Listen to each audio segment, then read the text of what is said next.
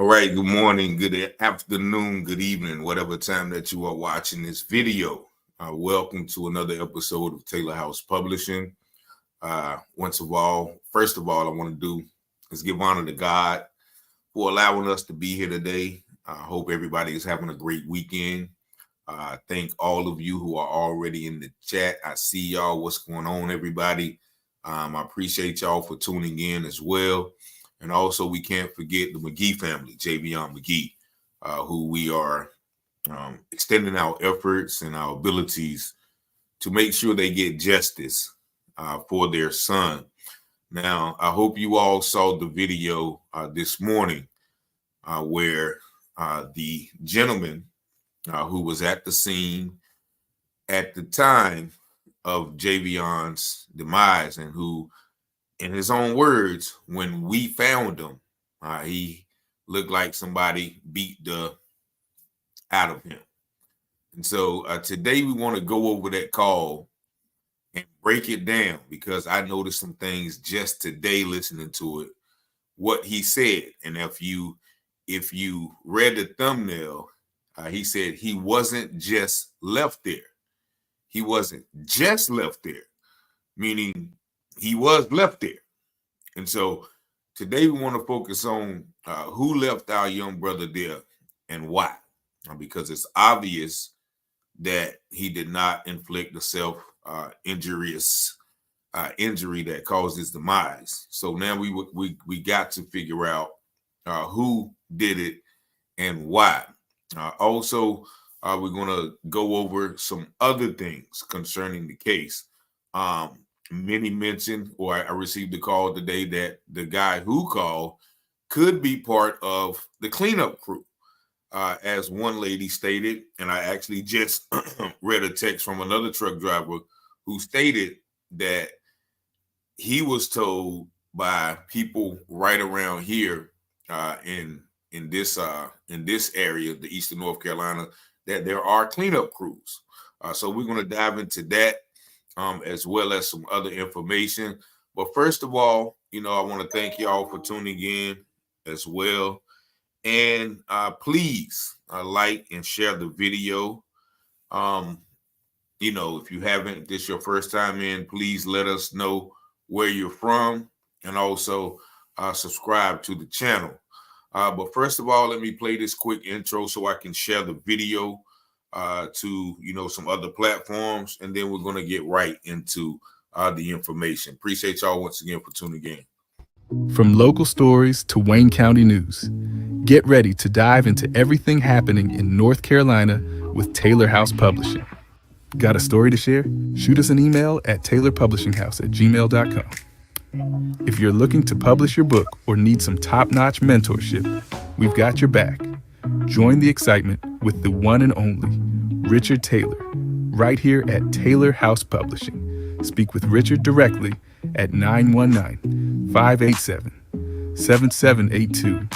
Don't forget to smash that like button, hit subscribe, and invite your family and friends to watch. From Wayne County to the Carolina coast, Taylor House brings the news you love most. Tune in on YouTube, don't miss a beat. Local stories that keep you on your feet. Taylor House, we got the school. Taylor House Publishing.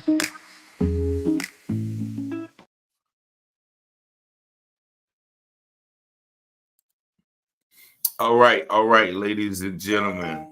And I do want to start off with this scripture right here, because this scripture relates to everything that we are seeing right now. And that scripture is Proverbs 28:13. And it says, whoever conceals their sins does not prosper, but the one who confesses and renounces them finds mercy. And actually, I'm gonna go ahead. Okay, well, they hung up. So whoever conceals their sins won't prosper, and whoever confesses their sins will receive mercy. So we're at the point right now where the people of Vance County, albeit the sheriff, the mayor, the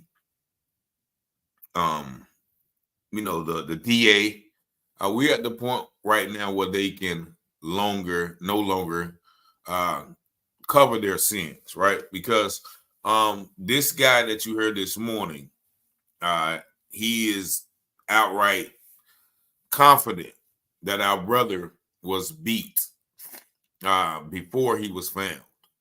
And so a lot of you guys heard the call. If you didn't, we're going to go over that call today.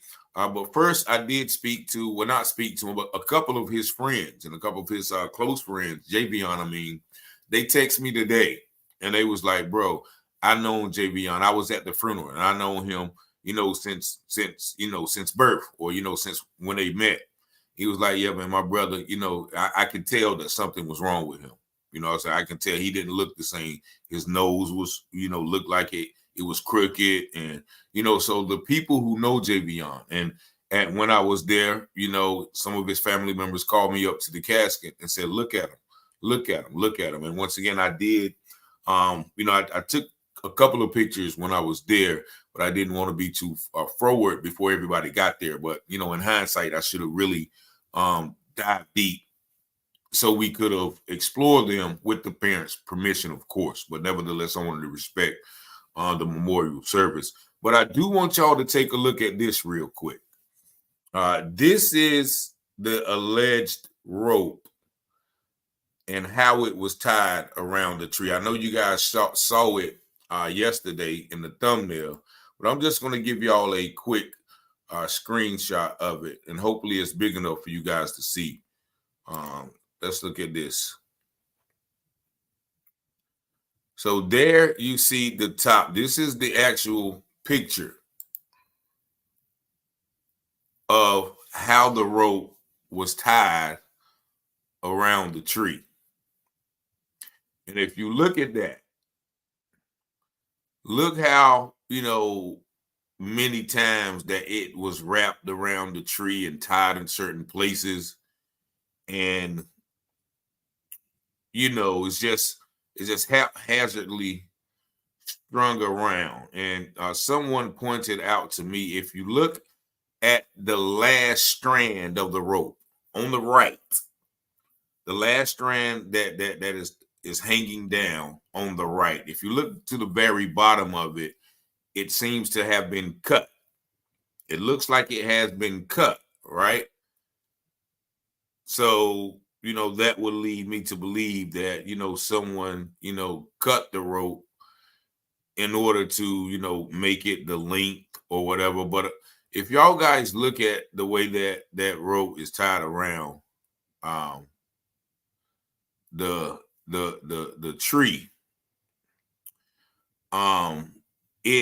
it will not, that is not something that, if you're going to do something like that, you would just tie it one time and tie a knot in it.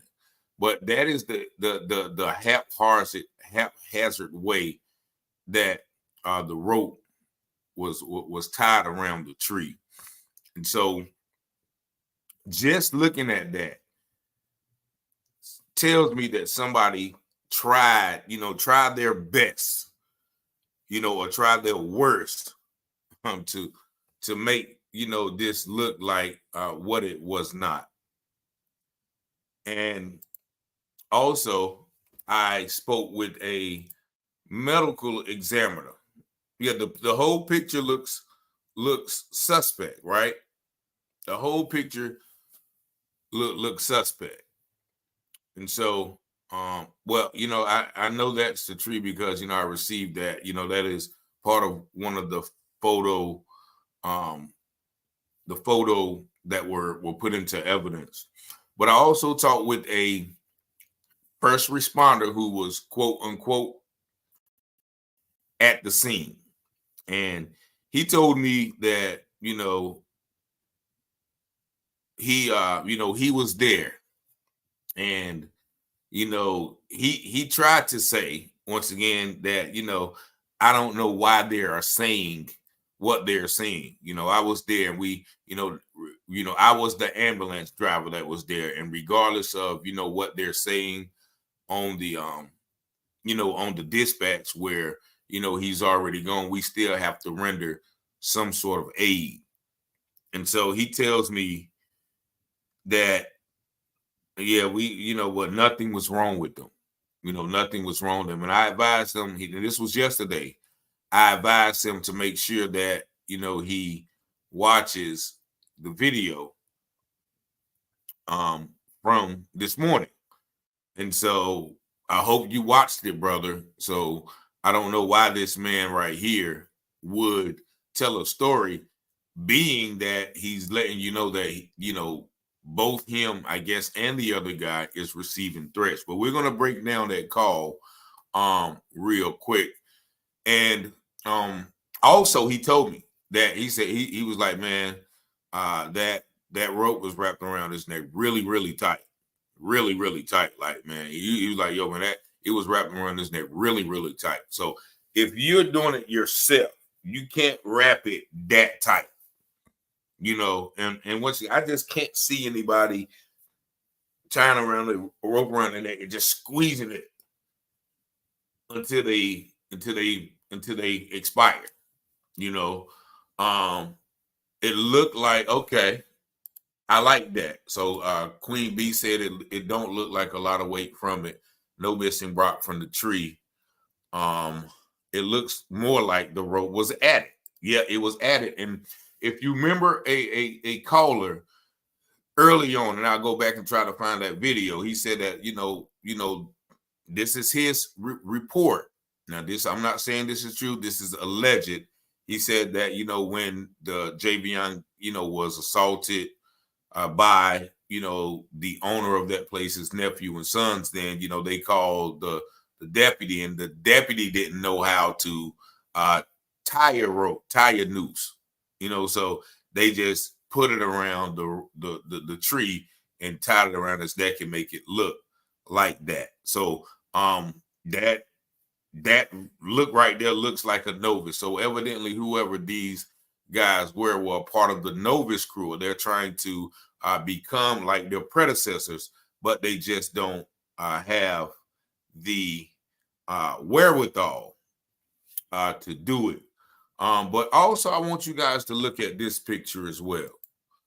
Look at this picture, and once again, so these are the trees. Now this is the tree. Like if you see the top part of the tree, that is where the alleged, rope was tied around. But I want you to really take a look in the back of that brush. That is the pathway to the back of that house that we saw, the back of the White House that we saw. And from what I understand, that there is, much more, behind there. But when I was there and I walked behind it and I walked back there, and then the second time I went there, I walked back there, you can see that, there's a beaten path back there. There's a sense of, people go back there often. And when you listen to the call today, you can hear the gentleman say, because there was a lot of things I didn't want to say last night because I didn't want to give it away take away from your, initial listening to the call. But, there's a lot of that he mentioned, the owners don't even go back there, don't even go back that far. And I'm pretty sure he meant like the owners don't go back there in public or, in the daytime or whenever the case may be. But, that the overall aura of that place has, deceit and lowliness and darkness, in my opinion, written all over it. Now, the last picture I'm going to show you is this picture right here. Now, this picture was sent to me a while back, and this is supposed to be a picture that is circulating. And if you see that picture, you see what it says. Cleaning up the streets, one inward at a time. And there you see, the swastika and the image that you see. Now, this is apparently the message that has been going on. Now, I told you we've been discovering certain intricate networks. Just like you said, Lady MG, it's not just NC, South Carolina, and it's every other state has some. They have given us fear tactics that they walk with, never charge some of these people. And so we've explored some of the networks of the Loyal White Knights and the Trinity White Knights and the Knights of Columbus. These guys are really circulating that information that is a catalyst for these type of behaviors being enacted, being activated against our brothers. And as we see, these are happening everywhere, and it's literally one person at a time. If you know, or if you have been coming or watching, I've done several stories about the individual acts of these so-called black men, so-called suspending themselves in the air from apparatuses, and one person at a time, and it's always blamed on mental health. And that was the narrative that one person tried to put out about our brother Javion. But of course, that narrative has been debunked. And, that person has not made any more statements to that effect to my brother. So without further ado, I am going to get into this call from the gentleman that you heard. And we are going to so let me go ahead. Miss Missy T put the tree pictures side by side. They don't look alike. Yeah, because those were the bottom of the trees. The top of the tree was split in that angle. But I didn't when I went there, and I might have a picture that I can grab from the first video when I took a long shot of it. But that is the bottom of the tree that I showed on the thumbnail, or on focusing on the backdrop. So, but oh yeah, let me tell you again too, because I'm gonna play this real quick, because once again, there is an element of a cleanup in this. So let me play this real quick so y'all can hear. You got a cleanup crew. Yeah, a Ku Klux Klan always have someone that comes in if they hurt or kill somebody. I've been studying them a long time. They got someone to come clean up the crime scene. Now your point is y'all got to get to the point who came there first and who saw what, when. Now there is a cleanup crew. They cleaned up their mess. Okay. That's why it's so hard for y'all to get to the bottom of it. It's being so clean. Go ahead. No, I said it's being so cleaned up, so good. But you was about to say? What was you about to say?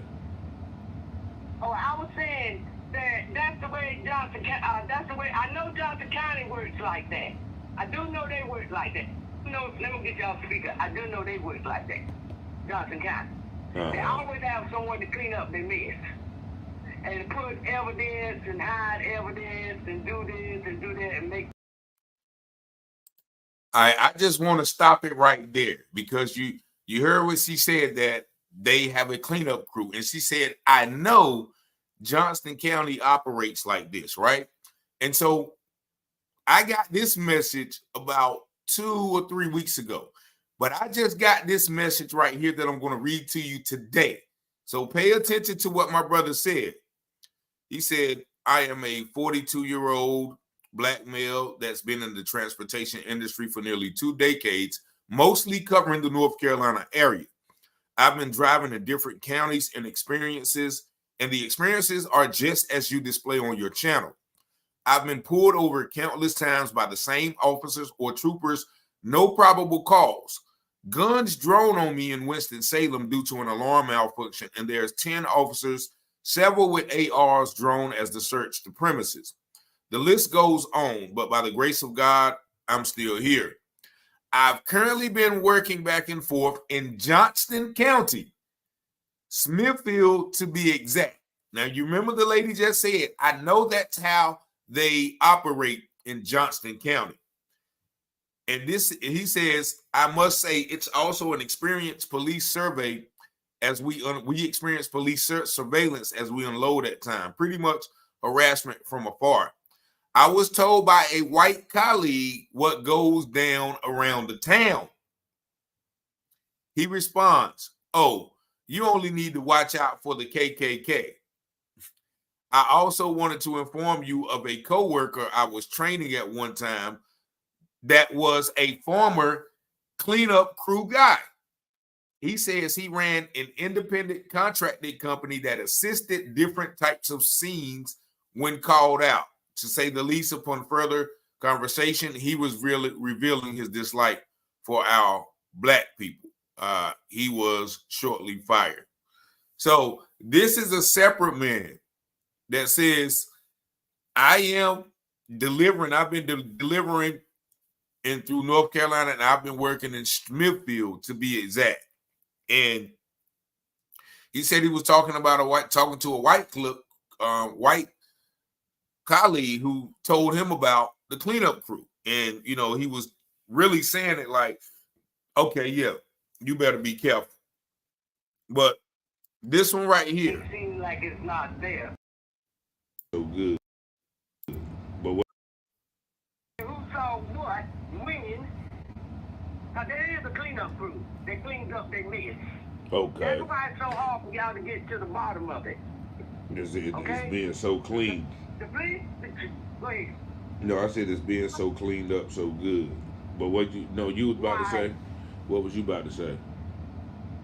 Oh, I was saying that that's the way that's the way, I know Johnson County works like that. I do know they work like that. So she said, I know Johnston County works like that. And yes, he did mention Winston-Salem.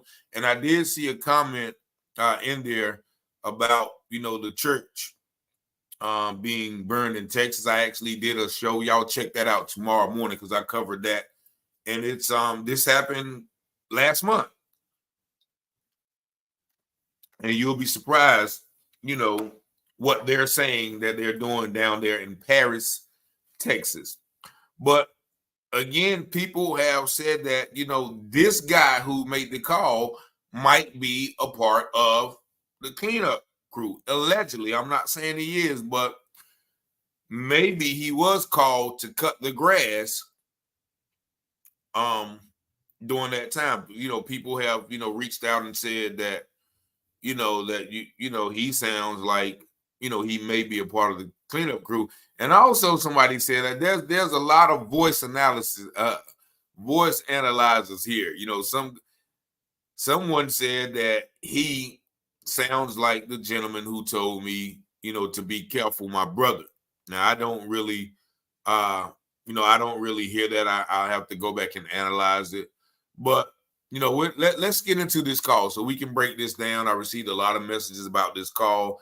And this is, once again, the clear-cut evidence that we have been, waiting for. And I do believe Javion is helping us, as I see in the comments. But let's go ahead and listen to this call real quick. Well, nobody ever said he got locked up for that on this end, and nobody ever accused him of anything. I pretty much read. You got his picture on your post you made last night. Yeah, the picture on the post said he was locked up. I didn't say he was locked up for murdering Javion, did I? If you go back and watch the video, sir, then if you want to talk about what was said in the video, we can talk about it. But whatever somebody else is saying, that I don't have any control over that. I put in the video that this man found the body, which I never said in any of my previous video, that he did anything. He was suspect. He did anything. Yeah, but here's my point. Ever since this happened, people has been throwing his name out there in this situation. And my point is this guy has been getting threatened. He can't even work anymore because people thinking he done it.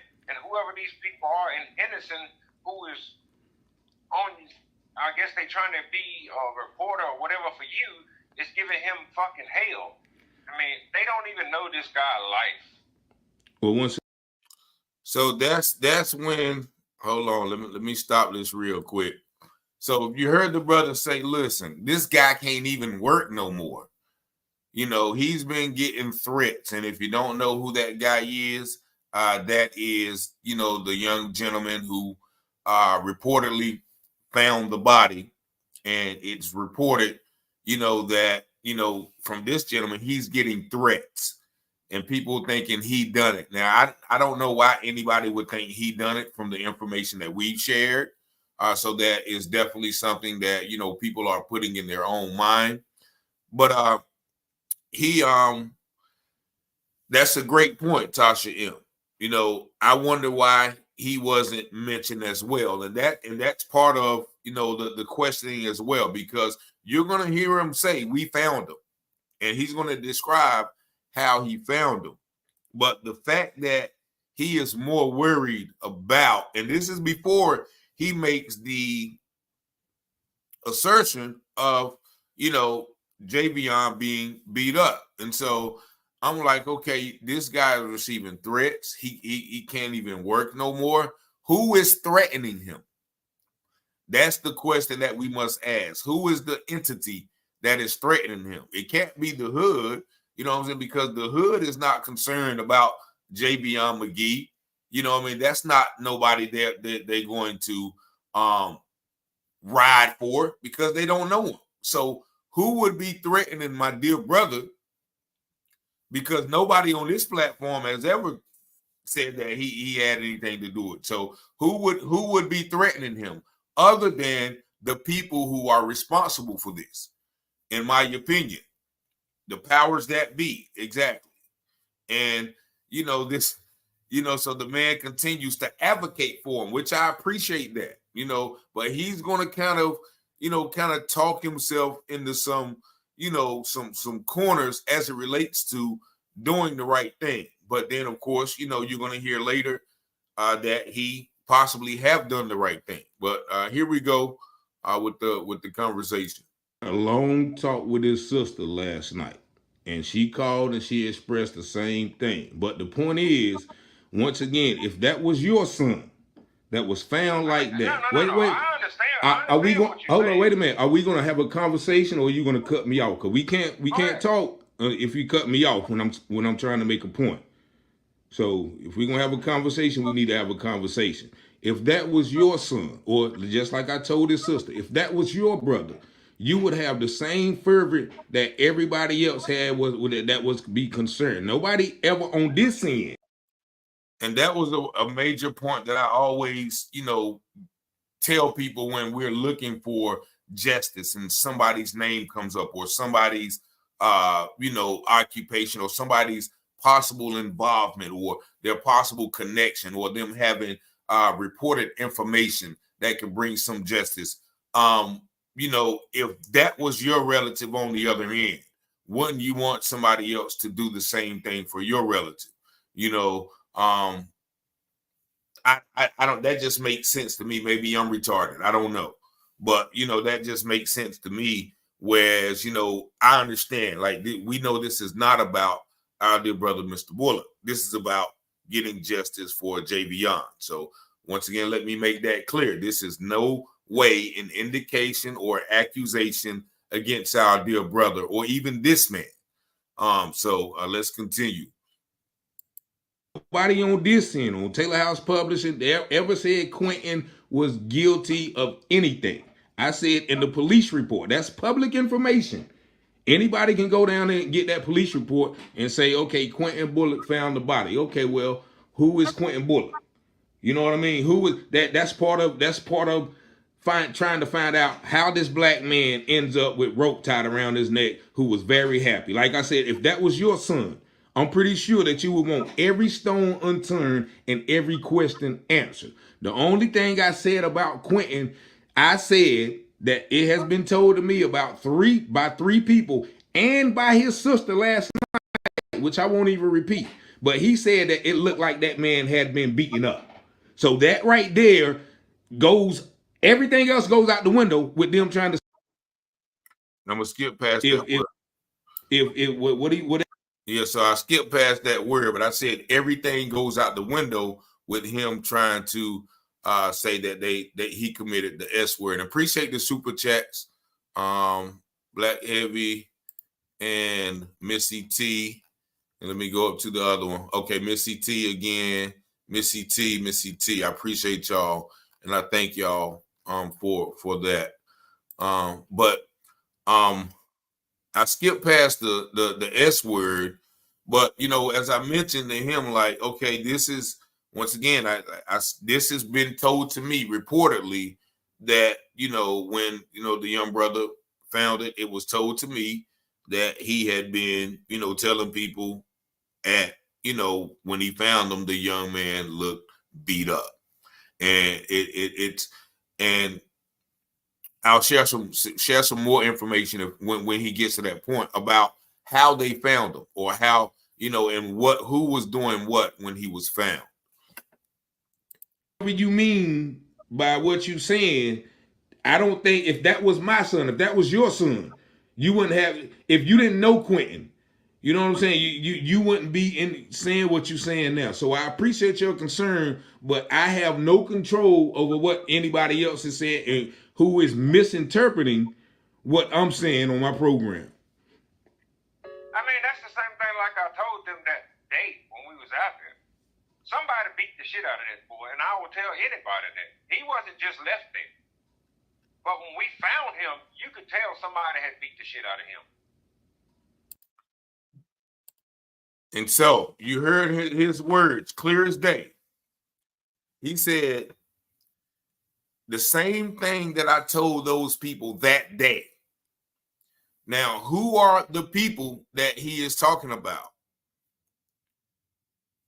The same thing I told the people that day. Let's rewind it so we don't miss anything. I mean, that's the same thing like I told them that day when we was out there. Who is them? That's the same thing I told them. Now we got to see, okay, who is the them? And why didn't those people, who is the them that didn't say anything? Somebody beat the shit out of that boy, and I will tell anybody that. He wasn't just left there. But when we found him, you could tell somebody had beat the shit out of him. And that's another thing that he said indirectly without knowing he said it. He said he wasn't just left there. So he's basically admitting that, we know he was left there. And how does he know he was left there? Because, the way he probably was found, like, even the sheriff said he wasn't hanging. It wasn't news. He was sitting on the ground with his legs crossed. So anybody with the layman's eye can see, okay, well, they tried to make it, you saw how the rope was tied. And then he said the rope was tied around the tree and another part was around his neck, And so I guess my brother here and everyone who saw it can clearly see that somebody left him there. But he said he wasn't just left there. He was also beaten. And so he really, kind of said a lot without knowing what he said. But, once again, everything comes to light when, you shine light on it. So that's what. But I mean, wait a minute. So and it was at that part I went into shock because this act he actually said that, and this is my first time hearing it, and I'm like, okay, so that proves it wasn't what they're saying it was. So at this point, once again, I'm almost like on autopilot. Wait a minute. No, so listen to me though. You hear what you just said, right? So you got the whole world, or this whole police department, or this whole DA's office saying that this young man did it to himself. But you said out of your mouth that it looked like somebody beat the mess out of him, but everybody's quiet. Won't you come forward and say, no, that's a lie? Somebody did this to this man, so to help bring the truth out. That's what we trying to find, sir. This don't make no sense what you doing right now. You're saying what I'm doing, but listen for a minute. Bruh. I run a business, and all right, so right there. Now that's when, I heard that and it took some time to register. But he said, look here, I run a business. So the fact that you run a business prevents you from screaming at the top of the mountain. Scream from the mountaintop. No, no, he didn't just come out here like this man was beat. That really just blew my mind, and I let him continue before I kind of lost it a little bit. Once again, I apologize. What you said, they want justice for. But you said out of your mouth that it looked like somebody beat the mess out of him, but everybody's quiet. Won't you come forward and say, no, that's a lie? Somebody did this to this man, so to help bring the truth out. That's what we trying to find, sir. This don't make no sense what you doing right now. You're saying what I'm doing, but listen for a minute. Bruh. I run a business, and I understand what you're saying. They want justice for this young man. But at the same time, I have a person who can't even. This man is dead, sir. Business out there like that. This man is. All right, so and I really just heard what he said before I interrupted, and I'm regretful that I interrupt him. But when he said, I understand that they want justice for his family. No, you don't, because if you understood it, you would be screaming the hell in high water that he didn't do this. But he said at the same time, I got a man who can't even, and I just heard it for the first time as I interrupted and said, this man is dead. Like, you talking about somebody who can't work, but on the other hand, you got a man who is deceased. So the fact that this man can't work is more important than the fact that this man over here is deceased. Like, and that's why I was like, this man is dead. But if you listen closely, he said, I got a man who can't even, and then he said very, very quietly, ain't even gonna put his business out there like that. Listen closely to what he says. I just heard that for the first time. You talking about a business, bruh. I run a business, and I understand what you're saying. They want justice for this young man. But at the same time, I have a person who can't even. This man is dead, sir. Business out there like that. You hear what he said? Ain't even gonna put his business out there like that. Ain't even gonna put his business out there like that. So evidently, I don't know what's going on either. But this man said, "Okay, well, look, I'm trying to protect this man. I ain't gonna put his business out there like that." At the same time, I have a person who can't even. This man is dead, sir. Business out there like that. This man is dead. You talking about a business? Somebody killed this man. You talking about you run a business? Come on, bro. You the problem. I'm the problem. How you gonna not say that this man? Now listen to what he say right here. Now, this is a key statement as well. This is a very key statement. Business? Come on, bro. You the problem. I'm the problem. How you gonna not say that this man? Explain myself to you and not say everything that I know. Boom! Right there.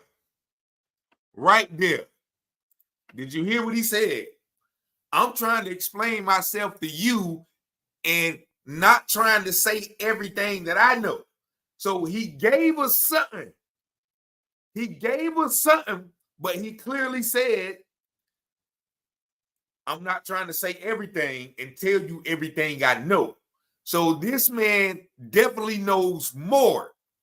He probably knows the how, when, what, why, and where. You know what I'm saying? That he literally said, I'm trying to explain myself to you and say everything and not trying to say everything that I know. And this is why his next statement is going to tell you why that he doesn't want to explain everything that he knows. I don't have to go through the same thing because Why? So I don't have to go through the same thing. He said, so I don't have to go through the same thing. Meaning, I'm trying to keep quiet. I'm not trying to tell you everything, so I don't have to go through the same thing. Meaning, the same thing that our dear brother Quentin is going through, which he earlier mentioned that he's going through threats. So he don't want to go through the threats. And as I mentioned, it has been told to me that when my brother found him, he mentioned to a couple of people that he was beat up. So because he probably mentioned to that is why he's possibly getting threats from who? The people who did it. So here we go again. Why wouldn't you, man? Explain myself to you and not say everything that I know, so I don't have to go through the same thing because Why wouldn't you want to go? Why wouldn't you want to go through something for righteousness, my brother? If this man was beat like you said, and like Quentin saying, why wouldn't you want to stand up to bring the people who did this to justice, my brother? Forget business, forget everything else. This is we talking about right and wrong, sir. You can get money anytime. Why is it somebody that don't have nothing to do with it has to go through the stuff he's going through? Just because And that's, once again, like that's another frightening statement. He's saying why somebody who didn't have nothing to do with it have to go through what he's going through, right? Meaning, okay, we understand. We don't want our brother to be threatened. We don't want our brother to be uncomfortable. We don't want our brother to be, traumatized. But on the other hand, a person is gone. A person is gone. So once again, he's defending the fact that, well, we don't want to say nothing because, or my videos are putting an undue stress on somebody who just found him. Let me make that clear. Make sure y'all tell this to whoever. Quentin just found him. So he shouldn't be under no pressure, under no threats or whatever. But yeah, I see it. He just doesn't care. Yeah, I see. He just don't care. He's trying to check his business, probably trying to protect his relationship with the Patricks or whoever owned that shop, and trying to basically keep himself from ending up like that. But now, it's out.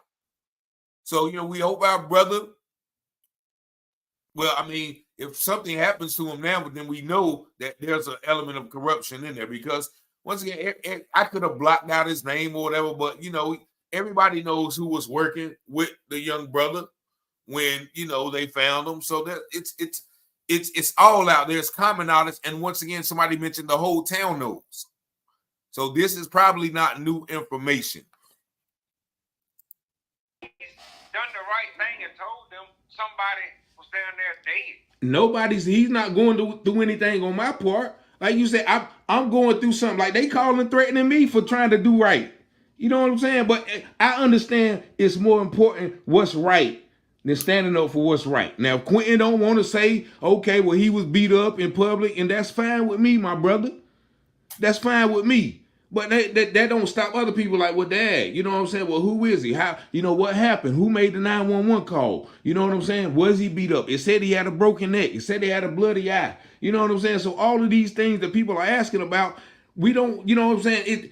Just like your sister said, he wish he would have never found the body. And I sympathize. She was like, that's traumatizing for him.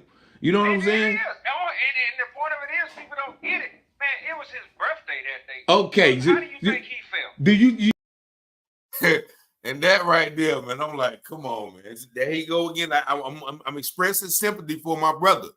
Okay, I understand he traumatized. He going through something, and then he told me, yeah, it was his birthday. How do you think he feel?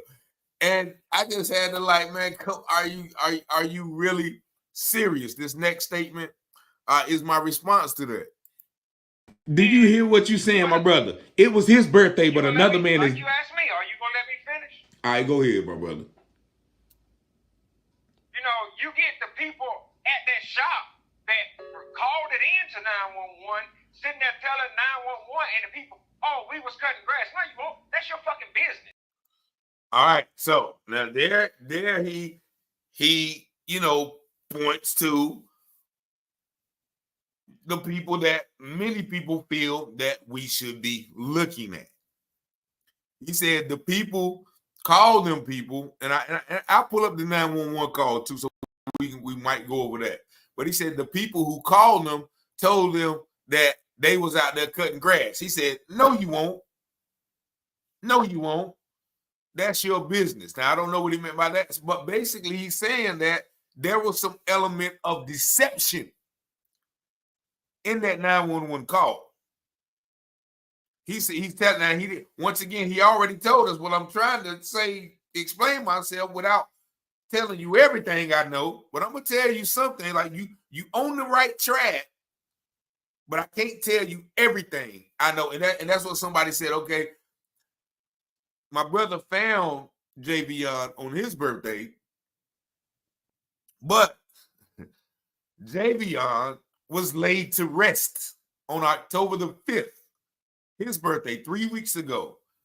Actually, to this was October the 5th. Yeah, 3 weeks ago to this day. May God bless his soul.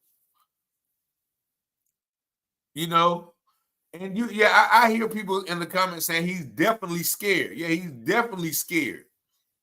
He's definitely scared. But here is where he says, okay, look, those people who made the call saying they was out there cutting grass. No, you won't. No, you won't. That's your business. Now, let's continue on with what he says. Shop. So why you put it on the people that's cutting grass? And then people run with it. They're old. You hear what he said? Do y'all hear what he said?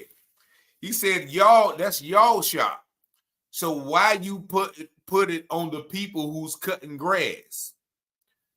Once again, an element of deception. An element of deception. You are saying that the people who own the shop, first of all, said, okay, they was out there cutting grass. No, you won't. So even the 911 call is maybe suspect because the guy was like, and I'll see if I can find that 911 call. But he's saying that the people who made the call are trying to put it on him. He said, why would you put it on the people who were cutting grass? Put it on. Put it on. I guess put what? Because as we know right now, it's not self-unalivement. It's, it is what it is. Right? But let's listen to him. Cutting grass, found them, and the 911 call says, oh, we was cutting grass and found the guy. No, the people that own that shop was the one that called 911 and reported it. But y'all blame it on the people that's cutting grass. You stop saying y'all. All right, let's listen to that statement one more time. Put it on the people that's cutting grass. You know what I'm saying? It's his birthday that day. Okay. How do you think he felt? Do you hear what you're saying, my brother? It was his birthday, but another man is. Like you asked me, are you gonna let me finish? All right, go ahead, my brother. You know, you get the people at that shop that called it in to 911, sitting there telling 911 and the people, oh, we was cutting grass. No, you won't. That's your fucking business. That's y'all shop. So why you put it on the people that's cutting grass? And then people run with it. They're, oh, the people was cutting grass, found them, and the 911 call says, oh, we was cutting grass and found the guy. No, the people that own that shop was the one that called 911 and reported it. But y'all blame it on the people that's cutting grass. You stop saying y'all. The police report had his name in there, my brother. The time frame. Like I said, I've been studying. If you haven't looked at the time frame, it clearly said a guy cutting grass. Stop saying y'all. I'm getting the information from what was put out. And just like I told you, if something that is wrong that was put out, if y'all know, then y'all should be the first person to speak about it. You mentioned once again, it was his birthday. This man is dead, brother. What's worse, finding a dead body on your birthday or being killed? Answer me that question. Yes or no? Which one is worse? Being killed. Oh, okay. What y'all don't, what some people don't understand is the threats and the trauma he's going through. And I understand his mom and daddy lost a child. All right, so you hear? Do you hear how he stuttered? How he stuttered before he mentioned that. How he stuttered. Yeah, I know the name of the man. I'm not gonna put his name out there, but I'm pretty sure everybody knows who it is up by now. But do you hear how he stuttered before he said that? He didn't want to say that my brother was getting threats because, of course, he's probably getting threat. He listen to real quick after after he hesitated. At the same time, what some people don't understand is the threats and the trauma he's going through. And you see how he stuttered. He stuttered, and he really didn't want to say that. And I like that he venting to me. I like that he venting to me about them, and that's true. I understand his mom and daddy lost a child, but at the same time, would he be going through this if he would have never said nothing? Just left him there and we just left? No, he didn't know. He was going to be found regardless of who found him. If Quentin would have just walked away, I mean, the next person that would found him, actually, the one article said the owner found him. So which one is? Like, there's a whole bunch of in truth to that. The owner didn't find him. All right, okay. All right, so there he wants to clarify that. Appreciate you, Latrice Turner. You hear what he said? The owner didn't found him. The owner didn't found him. He wanted to specify that. Let's go back a little. The next person that was found him, actually, the one article said the owner found him. So which one is? Like, there's a whole bunch of in truth to that. The owner didn't find him. All right, okay. If we wasn't cutting grass that day, nobody would have found him because nobody goes back that far. We go back there to cut that grass on the inside the fence. That's how he saw him on the outside the fence. The owner. Hold on. Let me finish that statement. Owners don't even go back that far. All right, so he said if we wouldn't have found him, nobody would have found him. And so we were cutting out, if y'all remember the scene, and I can't find any pictures of that. Hold on, I may be able to find it, and we'll show it to you. But he said that they was inside of the fence. Javion was found outside of the fence, reportedly at those two trees. But he said that the owners don't go back that far. And he talking about if we wouldn't have seen him, nobody would have seen him. Now, that doesn't equate to where he was seen because those two trees, as you notice, you can see those trees from the street. You can see those trees from the street. So now I'm questioning, was he even found at those trees? Because behind those trees, as I showed you before,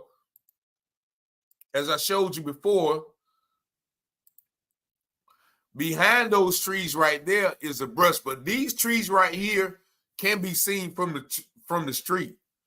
So if he's talking about nobody would have found him, could it be, I don't know if you see the marker, but could it be somewhere back there where they're talking about? Because he's saying that the owners don't even go back there. Now, this is not, these two trees are not considered back there, in my opinion. But back here where the cursor is, back there in that brush, where you see that little light spot right there, at the top left, that is back there, in my opinion. So I'm trying to figure out what he means by what he's saying. I understand. I understand that, but this is what I'm saying. You just said how back that far. Saw him on back that far. okay. If we wasn't cutting grass that day, nobody would have found him because nobody goes back that far. We go back there to cut that grass on the inside the fence. That's how he saw him on the outside the fence. The owners don't even go back that far. I understand that, but this is what I'm saying. You just said how would if he didn't find him, somebody else was going to find him, my brother, and somebody else was going to notice that he was beat up. You know what I'm saying? So once again, I've never said anything about quit. I'm putting everything on the owner. Like I don't know if you just watched one video or you even watched the video. I watched all of your videos. All right, so what? I got out of the hospital with something I had going on. And today was a day that I got a few minutes that I'm like, dude, you know what? So. All right. So did you hear what he said? And I'm gonna pull up. I'm gonna pull up that I'm gonna try to pull up the scene of the yard. But did you hear what he said? Because somebody else pointed out this to me too. He says, "I just got out of the hospital for something that I had going on." Right? And somebody said, okay, could it be possible that he also was assaulted? Just like they're saying that our dear sheriff, take it to the Lord in prayer, I'm a deacon at church, Brain, said that, they're saying that he was assaulted, right?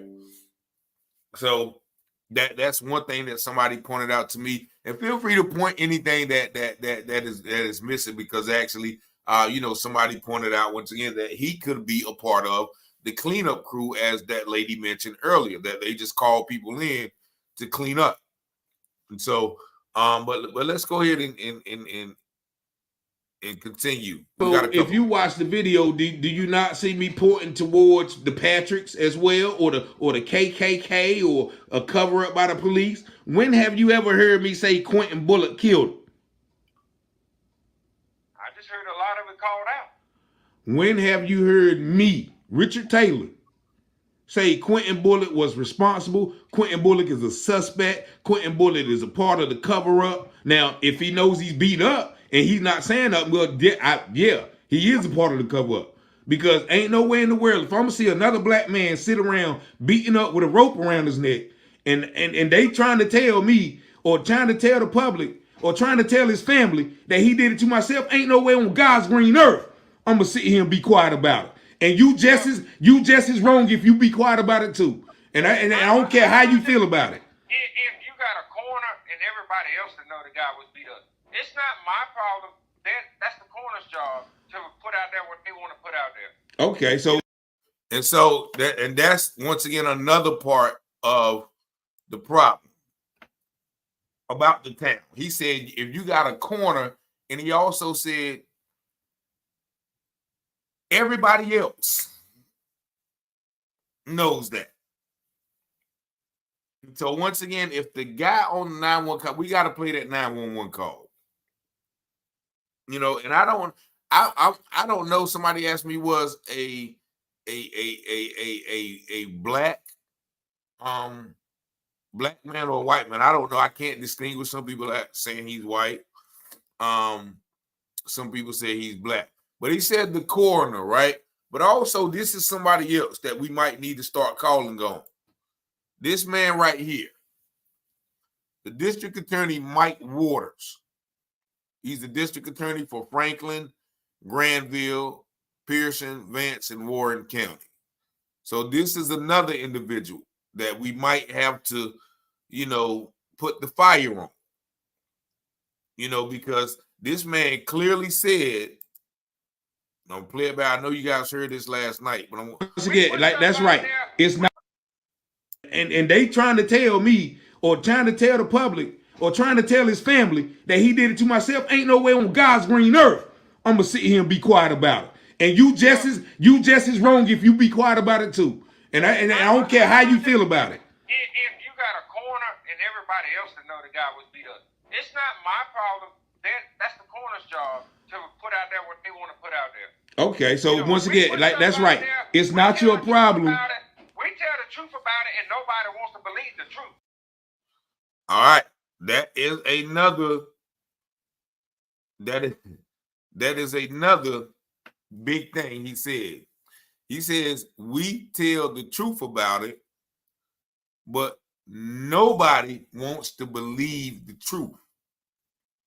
It's not that nobody wants to believe the truth. It's everybody is covering up the truth.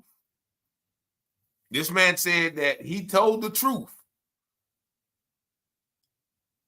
They told the truth. The coroner and everybody knows that he was beat up. That's right. Quote unquote. Who y'all tell the truth to? Who you problem? About it. We tell the truth about it, and nobody wants to believe the truth. Who y'all tell the truth to? Who you tell the truth to? Did you tell it to law enforcement? Did you tell it to the DA? Did you tell it to the FBI?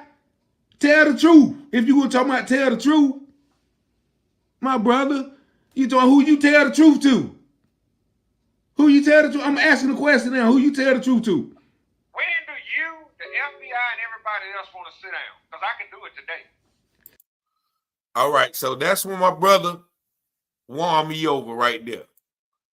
He won me over, and I'm not going to play the rest of the call. So, of course, I'm not going to sit down with him by myself, because I'm reading the comments and y'all saying that he's the plan and, don't trust them and, all of those things. So, it lines up, that phone call lines up, and you can go back and watch the video. But he, like I said, he's willing. I've made some steps, to, set up some things. And once again, like,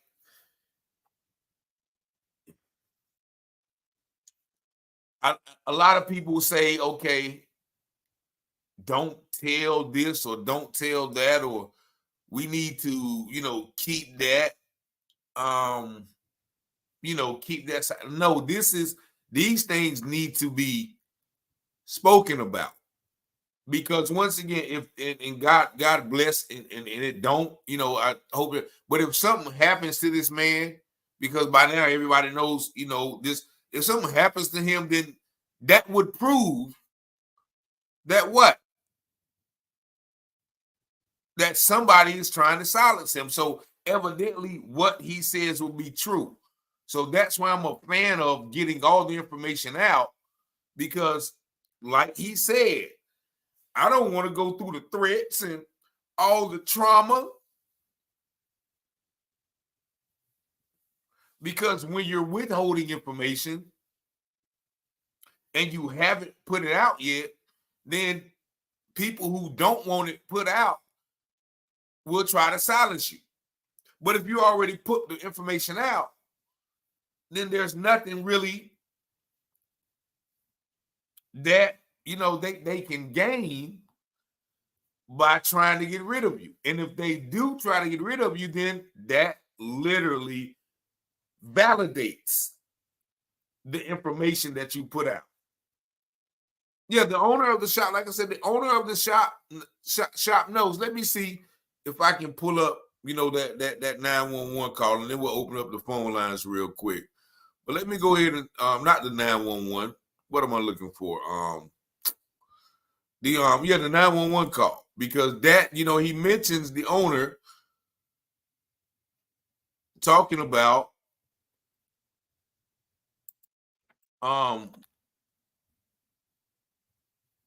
okay, yep, I got it.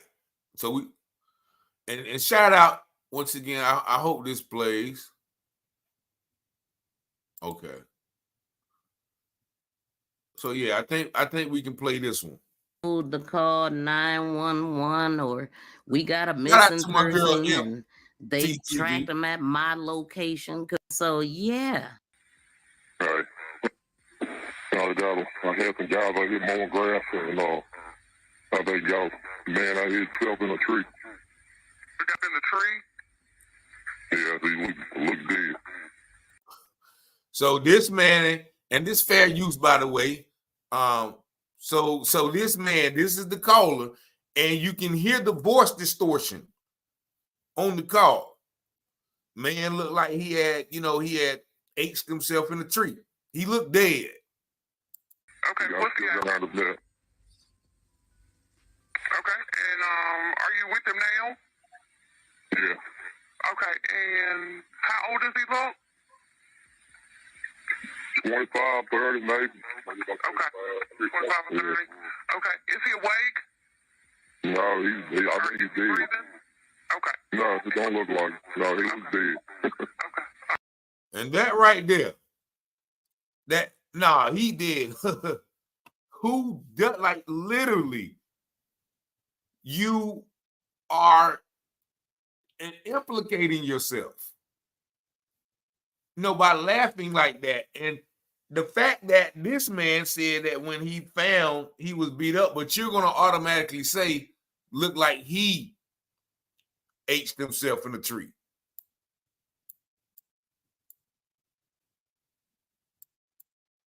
Okay. No, it don't look like it. No, he was dead. Okay. All right. I'm a first responder. I don't know how long he's been there. All right, I'm just See what he's saying? I don't know how long he's been there. She didn't ask you that.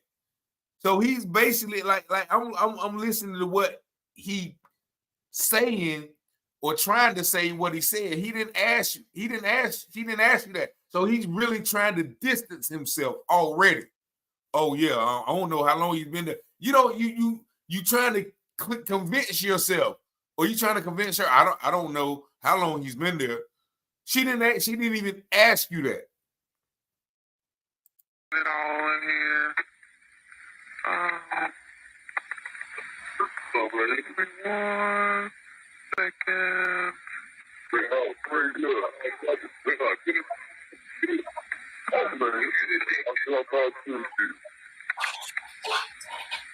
All right, so y'all hear that, right?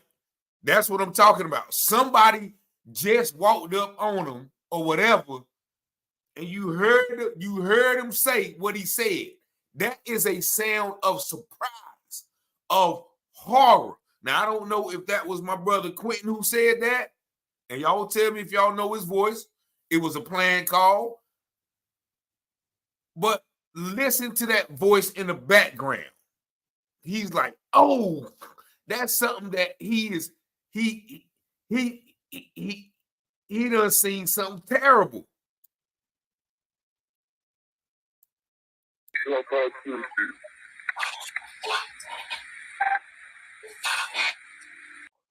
You hear what he said? You cannot mistake that for somebody who just seen a regular, somebody laying peacefully, with the, what I'm saying? They may have said that, but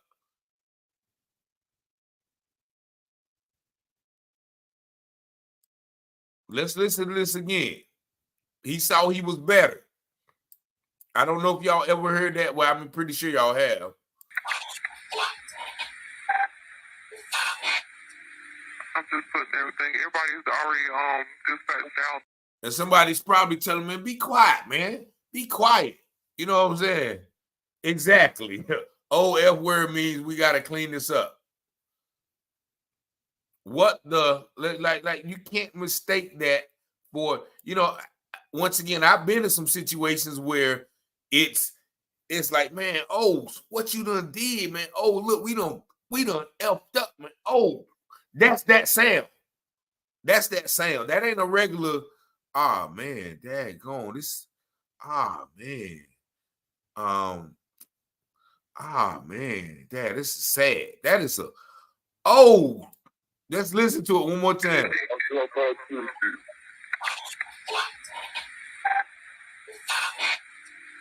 I'm just putting everything. Everybody's already dispatched out there, and give me 1 second. Hold on 1 second for me. Okay, you there, sir? Yes, sir. Okay, I got everybody on the way. Is there a defibrillator available? He called himself. Yeah, he's gone. I ain't touched him. I ain't been around him yet. I mean, I've been close enough. See, look, now he talking about he gone. Ain't touched him, ain't been around him. I've been close enough to know he dead. You know what I'm saying? Like, he giving too much information. You know how people lie? When people lie, they just go with this long, elaborate story. And if you sit like, bro, I didn't ask you that. I just asked you, you know, where you go at. Well, me and you know, what's it called early in the day, we went to school, and then when we got to school, you know, Miss Johnson won't there because Miss Johnson in the hospital. And you know, they said she got cancer. And you know, her mama died last year from cancer. And so, you know, and she been out about 3 days now. So you know, and then they tried to run you off the question. He trying to run her off like she didn't ask for none of this information, sir. Yeah, he's gone. I ain't touched him. I ain't been around him yet. I mean, I've been close enough. I don't see him breathing at all. Okay. All right. And no, it ain't no detail around here. Okay, gotcha. I got everybody on the way out there. Yeah, I hear the sirens, man. Yeah. It's just pulling in there, man. Okay. You see them there pulling up? Yeah. Okay. All right, sir. Thank you. All right, thank you. And that right there is the 911 call. Yeah, and it's a distorted version. You know, I don't know if they do all 911 calls like that. I'm not sure. But I see a lot of y'all saying that, you know, the call was staged. And it very much could be. But now the question we have to ask ourselves is why and how and who beat him up. Now, I do see a few missed calls, so I'm gonna go ahead and put the phone line up so y'all can call in and y'all can chime in, and you know, y'all can maybe give us some more information that I may have missed. If y'all can see, y'all let me know if y'all can see that number flowing across the bottom of the screen. My brother. Peace and blessings. You live, my brother. Good evening, brother. Real quick one for you. On that call just now, that lady said, all right, thank you. Right? On that recording of the 911 operator, right? Yes. I'm sorry? Yes. She did say that. That's the weirdest thing ever. Like, no question. I just don't get that. I don't understand how you respond like that after you found a body. Like, I need you to stay there, sir. Is it safe in the area? Yeah. That was weird. Man, I'm gonna get out your way, big brother. Thank you. Godspeed to everybody. Peace and blessings. And I'm not using your words. That just came out accidentally, brother. I apologize. You all right. Appreciate you, my brother, man. Thank you. All right, Thank you, brother. Love you too, man. So that's a great point. You know, and once again, maybe they cut something out. You know, somebody they did ask her for the address, and the address was removed from the public call. The address was moved from the public call. But you're right. Like, they don't just hang up and say thank you. Okay, well, you know, well, I don't know, because he said at the end that the police were already pulling up. And so that might be that might be why there was no more you know, well, is everything safe or is this that, you know what I'm saying? So I don't know. Peace and blessings. You live on the air. Richard, I'm calling you because didn't the guy say that the owner was the one that called the 911 number? He did. So then why are you saying this call is distorted? Don't we know who called now? I mean, the distorted as in voice distorted. Distorted as in them. Are we in agreement that this distorted voice is the 911, was the owner of the place? Yeah, well, I mean, I mean, I don't know. Yeah, okay. Like I said, that the call was made by the owner. Yeah. Yeah. So then we don't have any more questions about who made this phone call. So we Yeah. So I mean, even the article pointed out, like the statement that pointed out, said that the owner called. So I don't think nobody was in question about who made the call. And now my next thing, and I'll get off the phone. I do not think this is the KKK. This is too messy for to be the KKK. You know, This seems like this was hurriedly done, like you said. The rope haphazardly tied around. I'm telling you, this is amateurs, and I'm gonna stick to it that it's Patrick, and some of his friends. But that's all I had to say. All right, which Patrick? You talking about Patrick West or the owner? Yes. Okay. The druggie sitting by the street. Okay. This is some messy rope tying, and that guy said that it was kind of further back in the bushes, and probably the only people who knew that maybe could be a hiding place back there are the drug addicts. And I think that maybe Patrick and a friend or somebody, because I don't think this was done by one person. I think it was two people that did it. And I think that they probably asked for the help of these members that got a little pool in the country, in the state. All right, so once again, okay, so if that's the case, then why would the police not, or why would somebody say he wasn't beat up? You know what I'm saying? If wait a minute, if a bunch of druggies did it, and of course they know because they got the footage. Wait a minute, let me finish my point, sweetheart, because I listen to you. You can't cut me off. Listen to me. If Patrick did it and they got all the footage from the store and his friends did it, but a little druggie did it, why would they go to great lengths to say that he wasn't beaten up and he did it to himself? Just answer that question. I think Patrick's family is probably the ones with the pool. Okay. To get Patrick off for this. I think his family is probably the one with the money and the pool that is keeping Patrick's name out of it. Okay.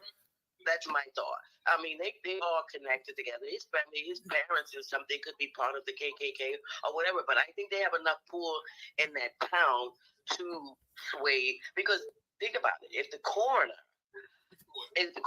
is lying, then the coroner is either afraid or he's part of the same clique of people. I think they all know each other and they're just covering for each other. That could be true. That could be true. But thank you so much, sweetheart, for calling. I appreciate you. Bye-bye. All right. Peace and blessings. You live. How you doing? Hey, I'm watching your show now, the live. Yes, sir.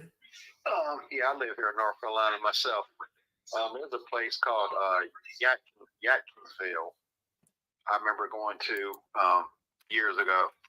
I had to go up there and buy some actually a hot dog cart off of a guy up there, and so I packed up everything, with him in his garage, and I was telling him I was going to go get a hotel right there in North Carolina somewhere because it was going to take me a while, a couple hours to get back to where I was at.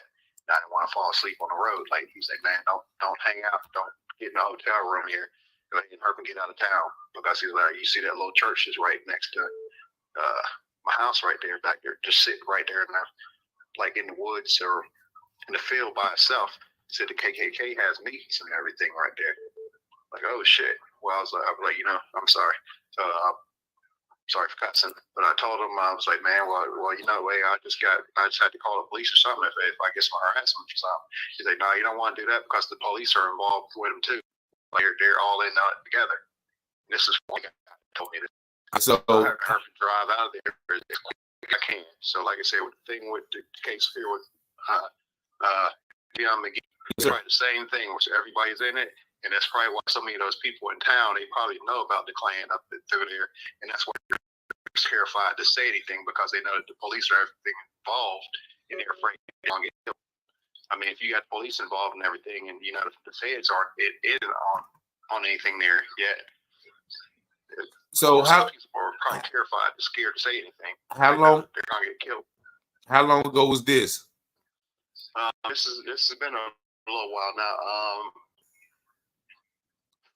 This might have been maybe about I'd say maybe 7 or 8 years ago. Okay. Well, that the place is called Yatkinsville. I've never heard of it. I done looked it up. It's in Yadkin County. So, Okay. I appreciate you, my brother. Okay. All right, thank you. Okay. So there you have another experience. Talking about the prevalence of the triple K in these areas. Now,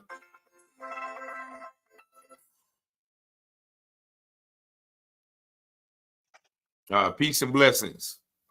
Brother, how you doing? I'm wonderful. How you doing? All right.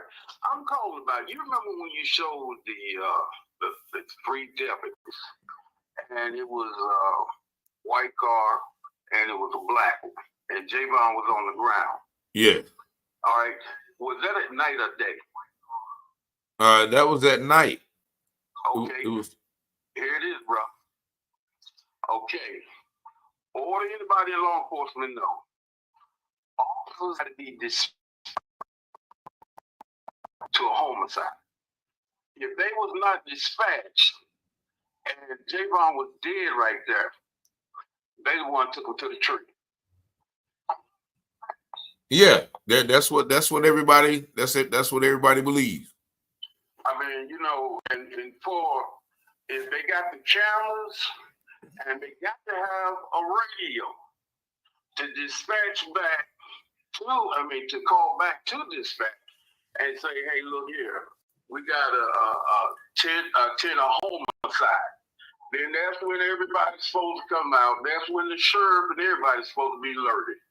So to me, it started right there in that area, and he was carried right there. Whoever was right there, that's who took him to the tree.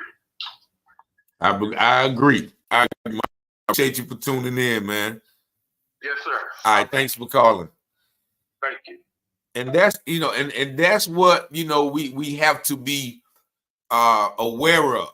Like the brother said, when these things happen, they call the police and they dispatch, or and everybody dispatch. But when it's evil happening, they don't go through those channels. They call the boy on the phone. Hey, yo, man, get Dawson and Jones over here right here. We got something that need to be cleared up. So none of that information would be on the dispatch. So we gotta realize that when these things we talking about protocol, they're not following protocol when they're covering up situations like this. They're not gonna call the dispatch. Yeah, we need 3 officers at this scene. No, afterwards, like somebody said, that call was staged. They might have called them afterwards, after everybody called the cleanup crew, called the guys in the picture, like, look, you know what I'm saying? Whoever they were, Dawson or Jones, somebody else. Dawson was a cricket cop around here. That's why I said Dawson. Allegedly, he was a cricket cop. But we can't look through the eyes of somebody doing the right thing. We got to look through the eyes of somebody that's doing it criminally. Peace and blessings. You live on the air. Hey, how you doing? Listen, Georgia girl, you have did a good job, and I don't know what it is about this story, but it really touched me from day one. And I hate that they did him like that, but I cried today because that man talking about what about that boy? What about Javion? Justice for Javion. He had to get buried on his birthday. You right. His birthday. You right, and that was one thing that kept irritating me with the call. Of course, we don't want our brother to be going through anything, but that's whatever he's going through, he's still alive. Right. That's it. And it bothered me all day. I promise you, I kept playing it over and over and over, and I was like, this man just don't get it. Yeah. I mean, if you done told it to somebody, tell it to somebody else. I mean, I don't want to be racist. Like, well, somebody will believe you before they believe us. Yeah. You're not telling it to the right peoples. Yes. Yes. When the news people was there, you should have walked up there and told them the truth. No, won't no news people there. They didn't tell nobody about it. They didn't do a press release until the 13th. So well, he should have went in and told it. Yeah. He should have did a whole lot of stuff. But I certainly appreciate you for calling. Last night, you keep doing a good job because it's gonna all come out. All right, thank you. I believe that we received that. Peace and blessings. You live on the air. Hold on, last shall be first, man. You was goofy, man. You was funny. I don't know who you are, man, but you might need to get some stage or to get on the stage or something. But peace and blessings. You live on the air. Yeah, peace and blessings to you too, Rich. Yes, sir. First of all, you're doing mighty work there, man. That's first of all. Secondly, I think that people need to realize that these kind of sundown towns, these kind of small towns, they're not making jokes. I remember I was driving through one. These two officers pulled me over. They pulled me over and said I broke a taillight. They said, why don't you get out of your car and take a look? I said, no, I believe it. If you say you got a broken taillight, I got a broken taillight. Okay? Yeah. They went ahead and told me, well, you know what? We're going to be back. About 15 minutes. We're going to go get some donuts and coffee. And they said, if you were smart, you wouldn't be around here. Okay? Now, this happened in the Midwest. So the thing to understand here is that these police are often in cahoots with the very same people that would do this kind of thing. So that's one way that they could get us off our guard and get us in a position where all of a sudden now we become victims. Okay? Next thing is that somebody made a comment that, maybe Javion had somebody, the meth head or whatever, crackhead, go ahead and mess with them, right? Let me tell you something. These boys cannot take us down one-on-one. Never mind a crackhead or a meth head or somebody weighing $120.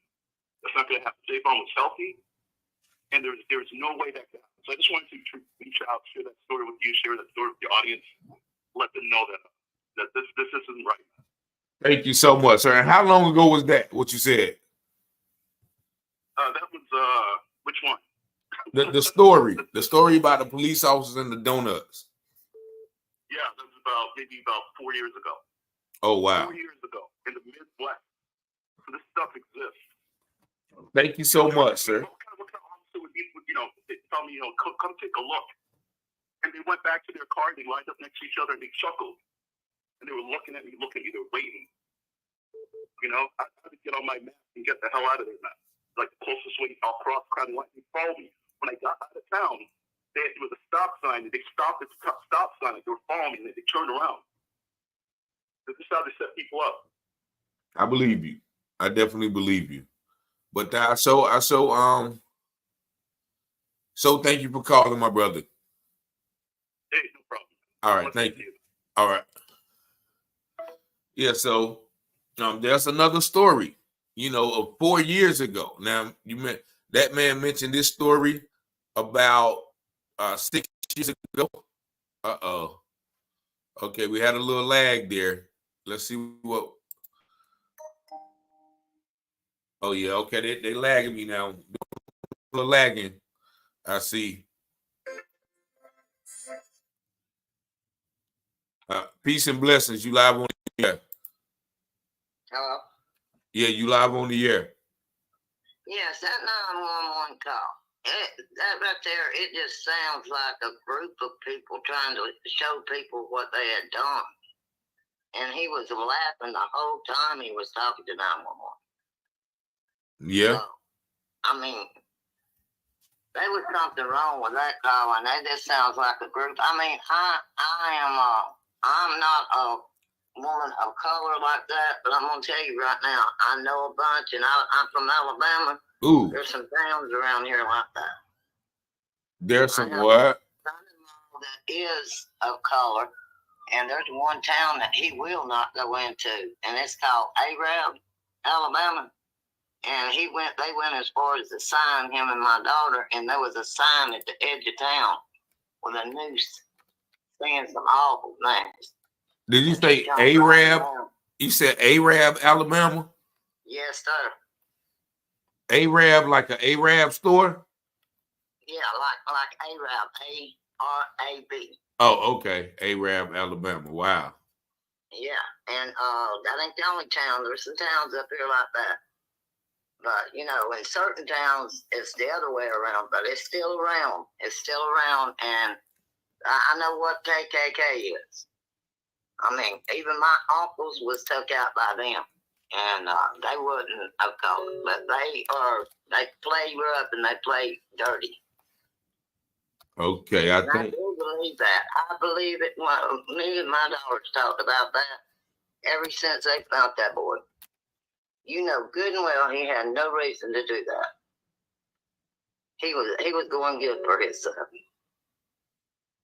So, you know, I don't believe it for a minute. I think that they did take that boy out there, and where they was at that night, I believe that that's what they done. They took him out to that tree. He was set up perfect. So, no. If you're trying to do something like that, you can't move like that to set yourself that perfect. Yeah, you right. You definitely right. But I pray for that family. I really do. And my heart bleeds every time I see something like that. I have a grandson, and I'm scared to death for him. yeah, You know? yeah, especially in Alabama.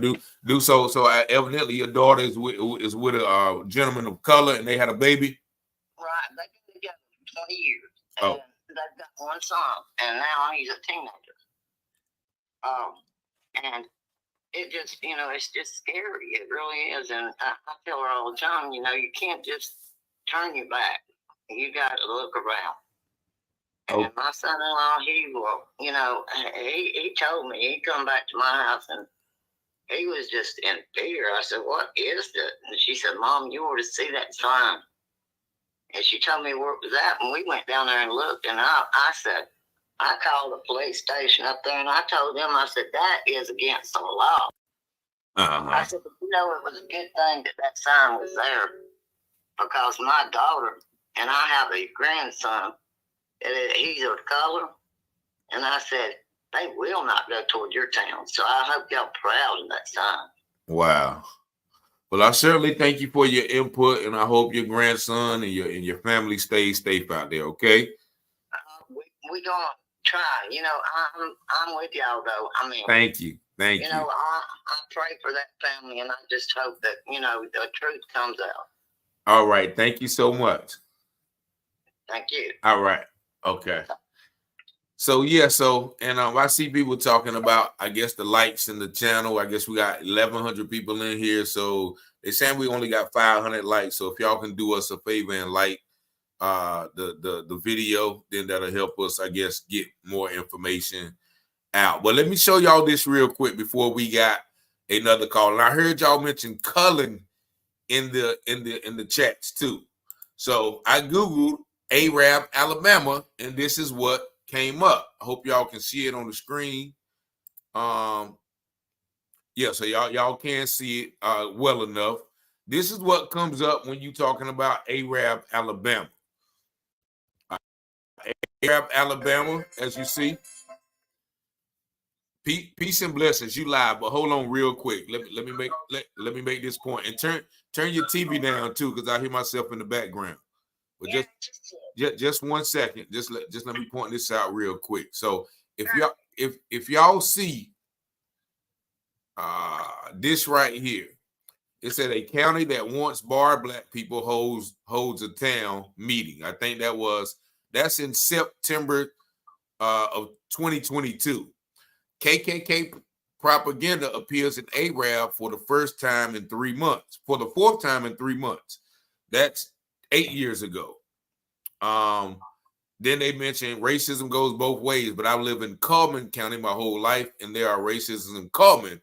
And once again, I saw somebody mention that in Coleman. Here we go again. In 2021, October, 3 years ago, Alabama woman says she found a noose after reporting racism at work.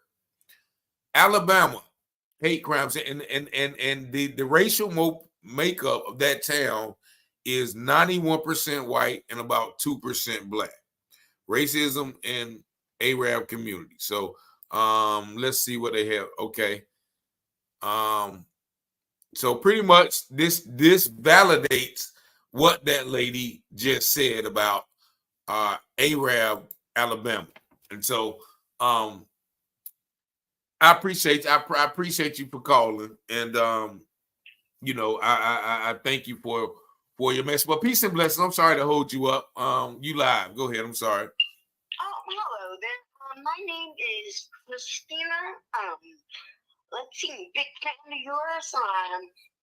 Let's see, I love that you're going into all these what I thought were forgotten stories, because I hope you get around to Jelani Day. He was from Indiana, and Yeah, we definitely got to get to that one. But let's see, I just want to make this one point. I had a very mysterious accident back in 2009 when I was arrested for my third DWI, but police neglected to get medical clearance, so the charge was going to be thrown out. I was going to use that to springboard into coming forward about childhood sexual abuse. Now this part is very. Yeah, we can't. Wait a minute. We can't talk about this on this live, and this is about something else. But I'm glad you got rid of your DWI, because I had 7 of them. I know. So, but yeah, we can't dive onto that on this call. But I certainly thank you for calling in. Okay. Oh, wait, no. I just want to get this up. They put me under the police code 1451. Years later, I looked it up. That stands for message send record in police code. Okay. 4251, it says message send record. No. They put me as an anonymous person that was Sierra 1451.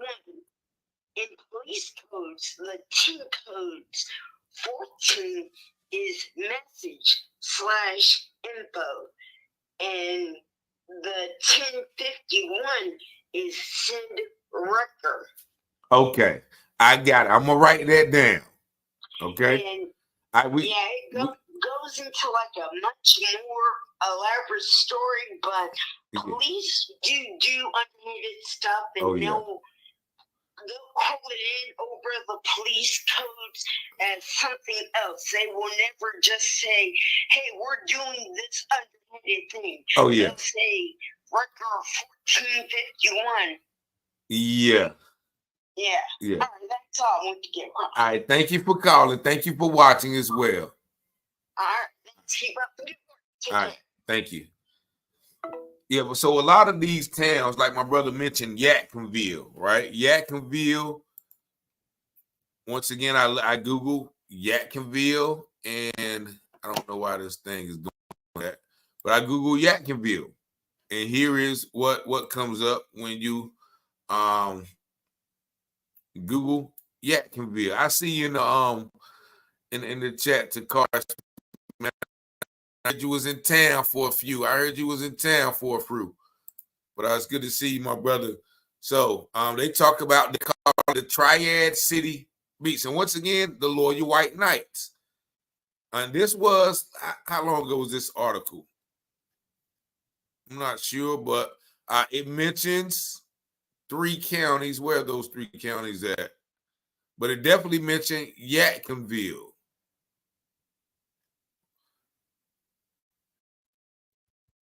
And it mentions, once again, the Loyal White Knights. Where did I see that at? Let me see. Okay, yeah. So here it goes. The thread on Facebook page set up for an event indicates that people plan to travel from Winston-Salem, Greensboro, Charlotte, and Yadkinville to attend. So all of those places, we won't let the location out. He said we won't let the location out until the last minute. Grand Dragon, Robert Jones said. Most of the time you find a flyer of ours and it says in High Point, and it's actually 2 towns over. See, once again, somebody mentioned that as well. Shout out to my people. I'm gonna say her name, but she mentioned how they do things in clues. Like he's literally saying most of the time you find a flyer of ours right here, and it says High Point, and it's actually 2 towns over. You have the color so we can tell you the actual location. And we did this one 2 years ago. It was supposed to be in Harmony, but it was an actually in Mount Airy. So this is the level of deceit that they go to in order to spread their message of, hatred, and also their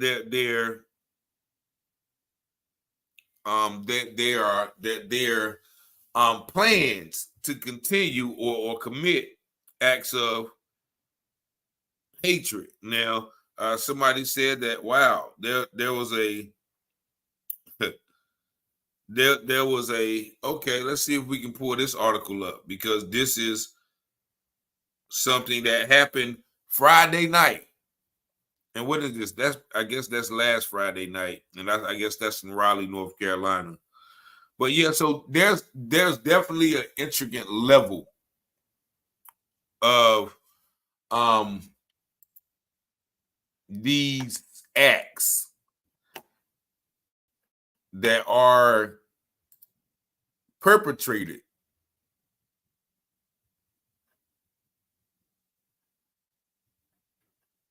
Okay, so this article right here,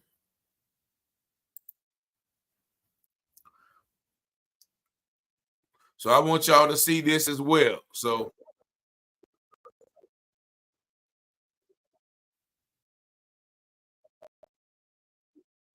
I don't know if y'all can hear that.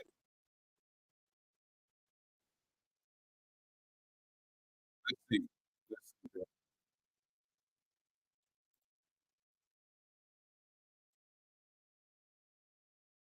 Disturbing racial slur on a traffic sign in southern Wake County. We're talking about this sign that is just behind me. We are also hearing directly from the company that had their sign hacked. It was the Can't Miss sign on Donnybrook Road. Someone. Wait a minute. So here's the play already. The company had their sign hacked. Okay, let's go. To hack the passcode, and from Friday night to early Saturday morning, this racial slur was there for all to see. It's shocking immediately once you see it, and it's hurtful, it's painful. No one should ever use that word. Dictionary.com calls that word the worst word in the English language. Civil rights and social justice advocate Gerald Gibbons explains why the word is so painful in the African American community. It's not a term of endearment. People lost their lives to this word. Homes were burned down to this word. People were denied access to a school or to a hamburger at a restaurant to this word. This word is painful. It's a relic of the past, and that's where we should leave it. Today, we received this statement from Flatiron and Branch. Quote, "We regret that area residents experienced this offensive action. We are investigating how this could have happened and are taking steps to prevent it from happening again." So how did someone hack the system? We are trying to learn more about that breach from Flatiron and Branch. We did receive this additional statement. Quote, "Each day, the people of Flatiron and Branch strive to build an inclusive culture and contribute to the well-being of the communities where we live and work." We've been here before. Someone hacking electronic systems. Back in 2018, someone tampered with signs in Raleigh. The signs displayed negative and vulgar messages about cyclists along Ironman route on Old U.S. Highway 1. In 2014, someone was able to get into the DOT's digital road sign system and wrote, quote, "Hacked by Sun Hacker." The DOT immediately inspected every sign in the state to make sure it couldn't happen again. And now there's this latest case with Flatiron and Branch. If it's true that what happened was someone hacked into their system and took advantage of them and posted that hateful word there, I honestly believe that they're being sincere to our community and to the nation as a whole.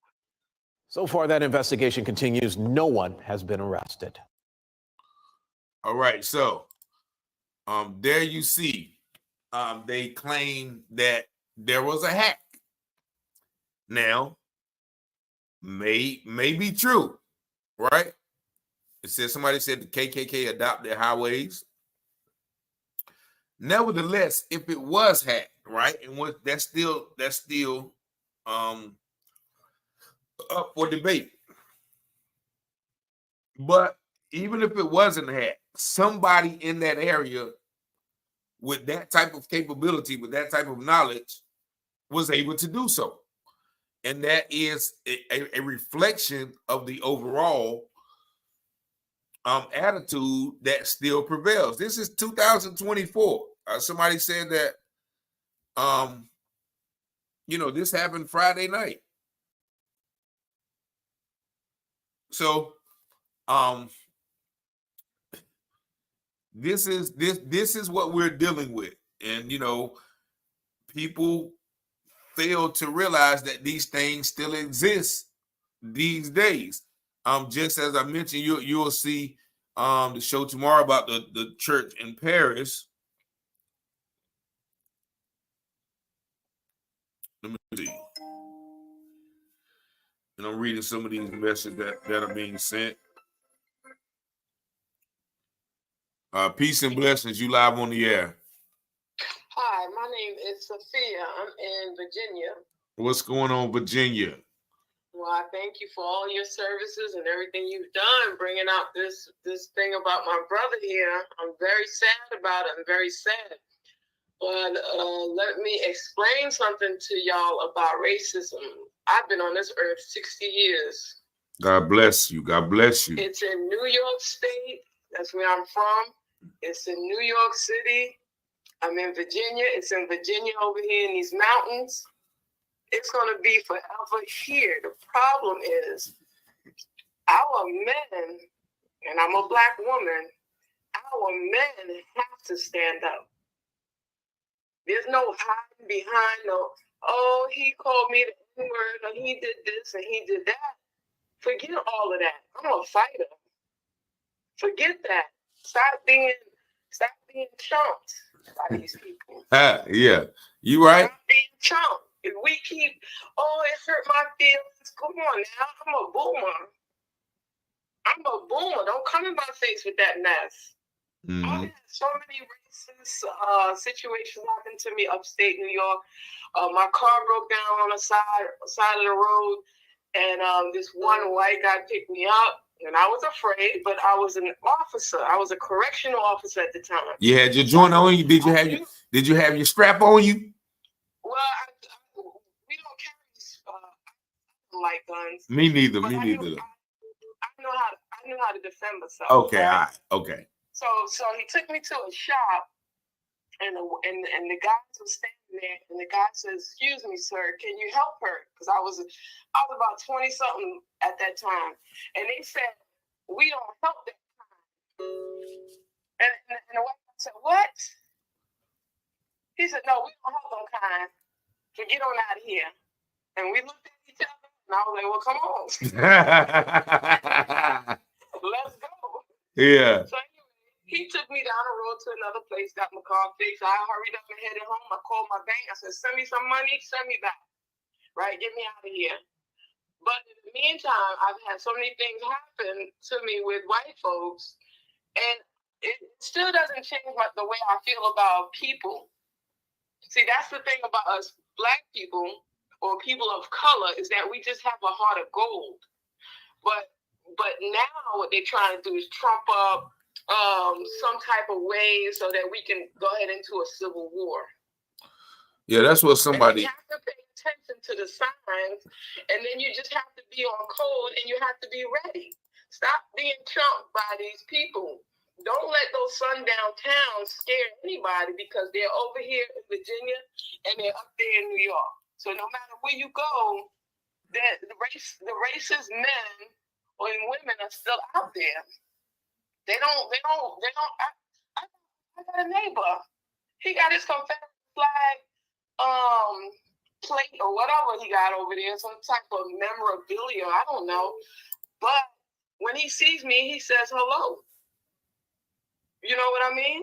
Yeah. He knows I'm not afraid of him. And that's the thing too. Like I saw a guy with a MAGA hat on one time. I was like, "Yo, what's going on, man?" Like, and I heard him talk about his boat dock or his like campground. And you know, he was an older white man. I'm like, okay, well, I heard him talking about how much he charged per month to let people park there. I was like, yo, so how many of them you got? So I started talking to him about business. I don't care about his hat, you know what I'm saying? As long as you keep that over there. But I'm like, okay, well, this and he got a farm and everything. So it was like, okay, I'm gonna let you know I don't care about your hat. I care about you as a human. You know what I'm saying? But if that comes my way, then we'll talk about it. But when you approach people like that, they know who you are. And they be like, okay, well, you know what I'm saying? I can't intimidate him with that. You know what I'm saying? I can't intimidate you with the Confederate flag. Yes, I see guys with that, and I be like, yo, what's up, man? You know what I'm saying? Just to check their temperature. Now, if they're not gonna speak, then I know it's really deep. You know what I'm saying? But yeah, we got to get past the little symbols and signs because that don't hurt me. You know what I'm saying? That don't hurt me. But it hurts me when you try to enact it, and then that's what we have to be cognizant of. But I certainly appreciate you for calling, Virginia from New York by way of Brooklyn. Now, what part of? I heard it in your voice. Appreciate you. I'm ready, and may he rest in peace, and may the parents, oh Lord, just give them ease. We're gonna fix it. Don't worry, God's gonna fix it. Amen. Amen. Peace and blessings. Have a good night. All right. Peace and love. I see. Okay, I missed you again. You don't call about 3 times. I'm gonna call you back because you. Well, yeah, you don't call about. Well, I don't know. I had 2 calls coming in at one time, so I called it. And somebody tell me, how can I get a speaker which speaks? How y'all? Yeah, peace and blessings. You live on the air. Excuse me? I said you're live on the air. Didn't you just call in? I did. What I wanted to ask you all, has the family thought about a wrongful suit against the city or against the people that are potentially involved? Well, they have lawyers, so I don't know their intentions with their intentions with their lawyers. So I can't speak about that. Okay. I mean, I didn't know if anybody had suggested that, only because it could be a civil suit against the city and a civil suit against those officers that are potentially involved. So yes, sir. I just wanted to share that information. Yes, I'm calling from Nashville, Tennessee, and I've been following you. You're doing a great job. Keep up the great work. Thank you, sir. Nashville, Tennessee. Appreciate you for calling. Yes, sir. All right, thank you. Peace and blessings. You on the air. Yes, hi. Good evening. Hey. This is Sandra Davis. How are you? Wonderful. How you doing, Miss Davis? Okay, I'm the one who called you King Taylor. Thank you. Yeah, listen, I've just been watching for maybe about a good week or 2. But I have a question I wanted to ask. In the picture, or whoever took the picture across the street, and you see the 3 officers and you see that young boy. Now, I've been trying to figure this out. Who called for those officers to come and check this out? Once again, as I mentioned before, I don't know how you've been watching late night. It's probably somebody who knows these officers are crooked. Like nobody's gonna call, from dispatch or whatever. You know what I'm saying? Probably from what we suspect, one of the people who did it knows these officers. They're like, hey, what should we do with this in this situation to make it look like that? In my opinion. But so because that happened that day, the 911 call. I mean, that happened at night. The picture you're looking at, but the 911 call. Yes, that's the one I'm talking about, where the street lights are on and the lights from the cars reflecting, off the white car where that young boy is. But his hands are still tied, and I'm trying to figure out. That's very late at night. Somebody must have called them Because the way they're looking like, well, what should we do? They don't look like they just roughed up somebody. I don't know, I'm just saying, I just find it very odd because then the next day, when the so-called owners call and they report that they see this young man, which is not in the same spot. Yeah, we've all, the story from one of the stories that I've heard was, Javion got into it, or with the owners or their nephews allegedly, and then they did something to him. Then they're called their sheriff buddies to help them fix the scene. So to answer your question, it's probably the people who did it called those guys. Well, Mr. King Taylor, I want to tell you that we over here, we appreciate you. I'm calling from New York. New York, okay. What part? Yes. Oh, Queens. Queens. Okay, you sound like Queens. You don't sound like Brooklyn. That's why I had to ask you. Brooklyn got a distinct, Queens, and you sound just like somebody from Queens. Queens a little bit more refined, I guess. And no, that's no disrespect to my Brooklyn people or the Bronx or whatever, but I don't know. I can't. But I knew it won't Brooklyn because Brooklyn, like you just know Brooklyn, like Brooklyn. Okay.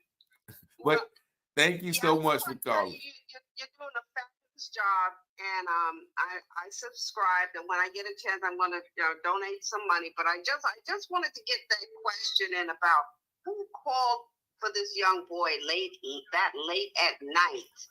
Yeah, that's definitely probably somebody who had something to do with. But I certainly thank you for calling. My queen. Thank you. All right. Peace and love. All right. Take care. All right. You too. Bye-bye. All right.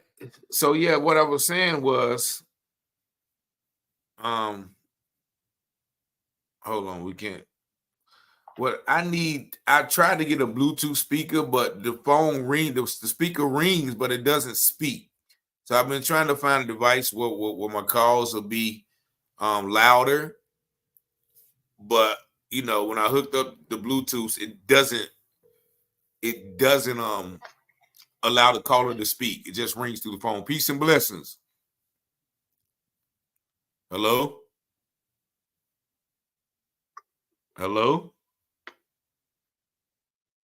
All right, so but one of the callers did say something. The first New Yorker who called, She mentioned, us being, not a hateful people. And so today I want to show you where I was at today, if it allows me to. Okay, yeah. So this is where I was at today. All right, so I'm gonna show y'all this before we get another call, right? And if I do get another call, you just have to wait till I finish this point. Let me see. Let me show y'all something real quick.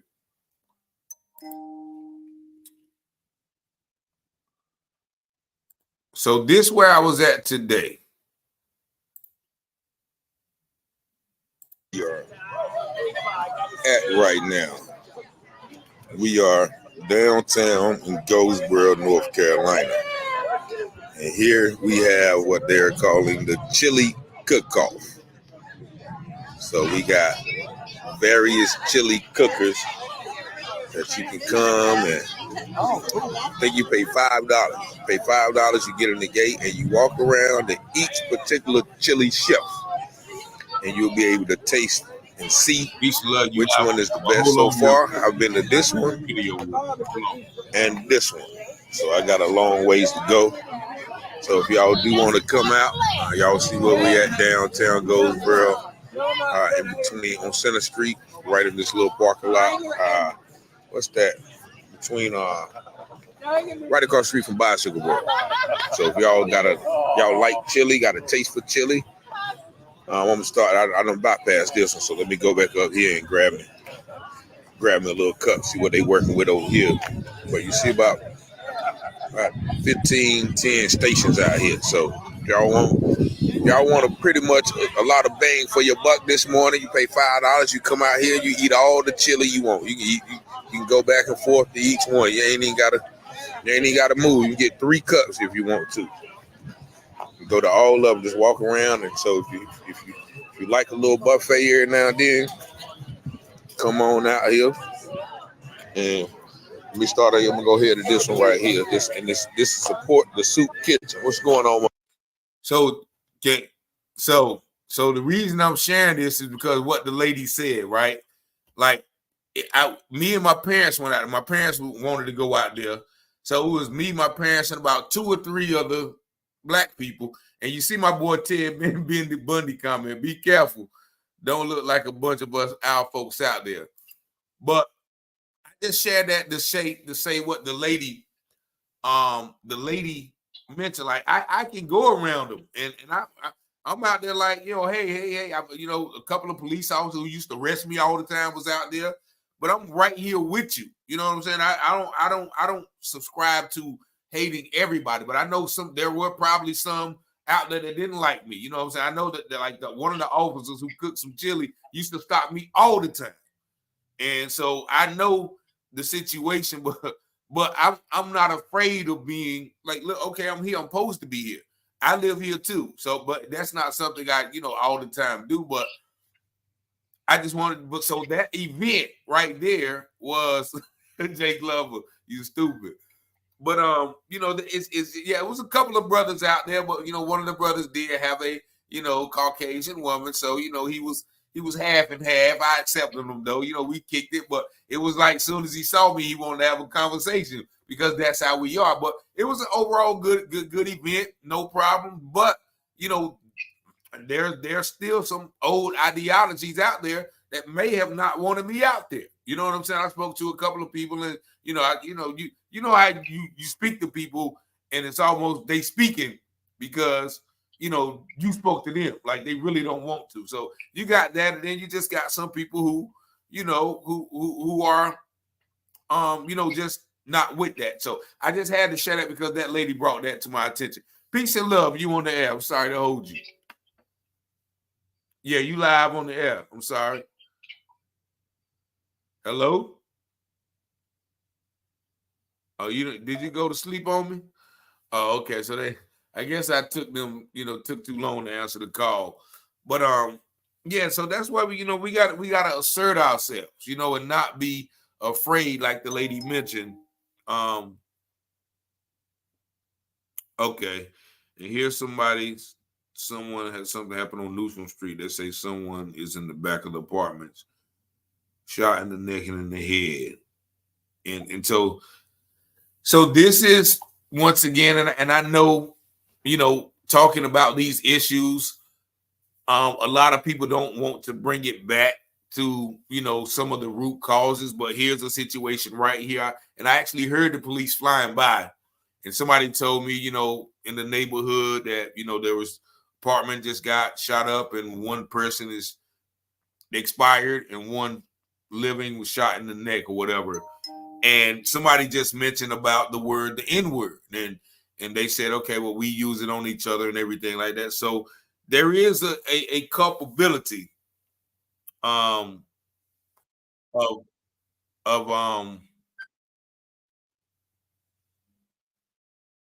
I don't know if y'all hear this. Hey man, you live on the air, man. You live on the air. We live. Everybody, this you live on the air, man. Everybody, okay, now they can't see your face. I'm about to show your face. This is my cousin Yante, y'all. He called me. He must have heard about the shooting too. You called me for the shooting? Yeah, I was too. Yeah, I knew. Yeah, so this is what goes on. Like, and this is Little Goldsboro, North Carolina. Like, somebody just got expired from black on black, normally gun violence. So that is a bigger part of the problem. We can't be all the time mad about, and somebody said, shout out to Yante. Lady MG said, shout out to Yante. They said, hey, cousin. I don't know, you might turn on him, but he be watching me too. He be critiquing me though. He said, y'all know what he said? He said, I should be more like Dr. Richie. That's what he said. That's his guy. His guy is Dr. Richie. You know what I'm saying? But there's but I'll hit you back. I might go out there and see what's going on in a few. No video. All right. Oh Lord, that's right. Pause. All right, man. So yeah, man, that's but so there's an element too where we can't all the time think about what other people are doing to us and then ignore what we are doing to each other. Peace and blessings. You live. Shalom, brother. Peace, peace, peace. Yes, I've been in the chat since you started this thing. Yes. Listening for Sheba, it's real. Yeah. And I just wanted to let everybody know I had an opportunity. I'm an over-the-road truck driver, female. I had an opportunity of running into the brother Javion on the road. He was happy, go lucky. I ran into him. It's probably around midnight at the Nubs one day before he cut his dreads. I have locks too, so we talked about the locks. And he talked about his dad. He said he had a leg up in the industry because of his dad. And I was like, well, I really want to get my own truck. And, we chopped it up for a second. He was just as happy as I don't know what. And I distinctively remembered seeing him when I saw his picture. So it really hit me really close. So I was the person that sent you the message and said there's cameras in the trucks, because I know the company that he works for because I saw the truck and I know he works for them. So the next thing is, we as a people, we have to learn to separate. The scriptures command us to separate from our enemies. We have enemies, and some people might not like the way that sounds, but it is what it is. We have to learn the scriptures for what they are. They're playing upon tables, We have to separate. We might not want to be around each other. We have to learn how to talk to each other and learn how to love on each other, because we have people out there that hate us. Yeah, true. Simply because of who we are. You right. We've been stripped of everything. We have to, and I just want my people to understand that we have to come together. We have to create an avenue for us. Yes. We have to have a block in every state where we can reach out to each other when we find ourselves as truck drivers. I go all over the United States. This place, and I just realized in the last 5 years of driving, this place is crazy that we call America. I walked up to a place to get something to eat, me and my co-driver, and a lady called us every N-word you could think of walking up, and we're looking around like, who is she talking to? Because that spirit in me where, I want to lay hands. So yeah. Who is she talking to? And lo and behold, she was talking to us. We went into the restaurant. We ignored her, went into the restaurant. We looked around, because I'm not going to back down now because I'm not that scary person. Exactly. We went into the restaurant. We sat on the stool. We didn't drink anything or eat anything because I wouldn't dare. And then we came out. But when we came out, we saw the whole area was full of them watching us. Uh-huh. At that point, I got in my truck, started it up, and I moved to another truck stop because I know I could make one or two of them leak, but not all of them. I like it. You said you're going to make them leak, huh? I love you. That's what's up. That's what's up. I mean, I would just encourage, and one more thing for me, I don't know. I listened to the stream with Javion's parents and everything. For me, Javion seemed like he was a fighter to me. Yeah. And if something like that happens to me on the road, just know I would never put anything around my neck. Yeah. And please dig me up from whichever hole they stick me in and find out what happened to me. Exactly. And I just wish peace to everybody in the chat. I've been watching for weeks. I'm always driving. I'm driving right now. All right, be careful. I on a headset and everything, but I can never get in. And I just wanted to let everybody know I met him. He was a beautiful kid, bright, cheerful, and everything. It's just really sad. And I'm praying to the Most High that He'll open this thing up, but we have to learn how to follow the commandments. We're not going to get anywhere without following the laws of God. We have to learn these things. I agree. I definitely agree. And I certainly thank you. Okay, so he asked me, somebody asked, what city is most known as a trucker not to travel to? Somebody said that in the chat. Really, I've had my worst experience in South Dakota. North Wow. Carolina is pretty bad, but South Dakota was my worst experience. That's where I had the lady calling me all kinds, but it's everywhere. Okay. Yeah. It's everywhere. Understand when I tell you family, I'm talking to everybody in the chat. It's everywhere. Separate. Be to yourself. Teach your children these things. The scriptures tell us to separate from your enemy.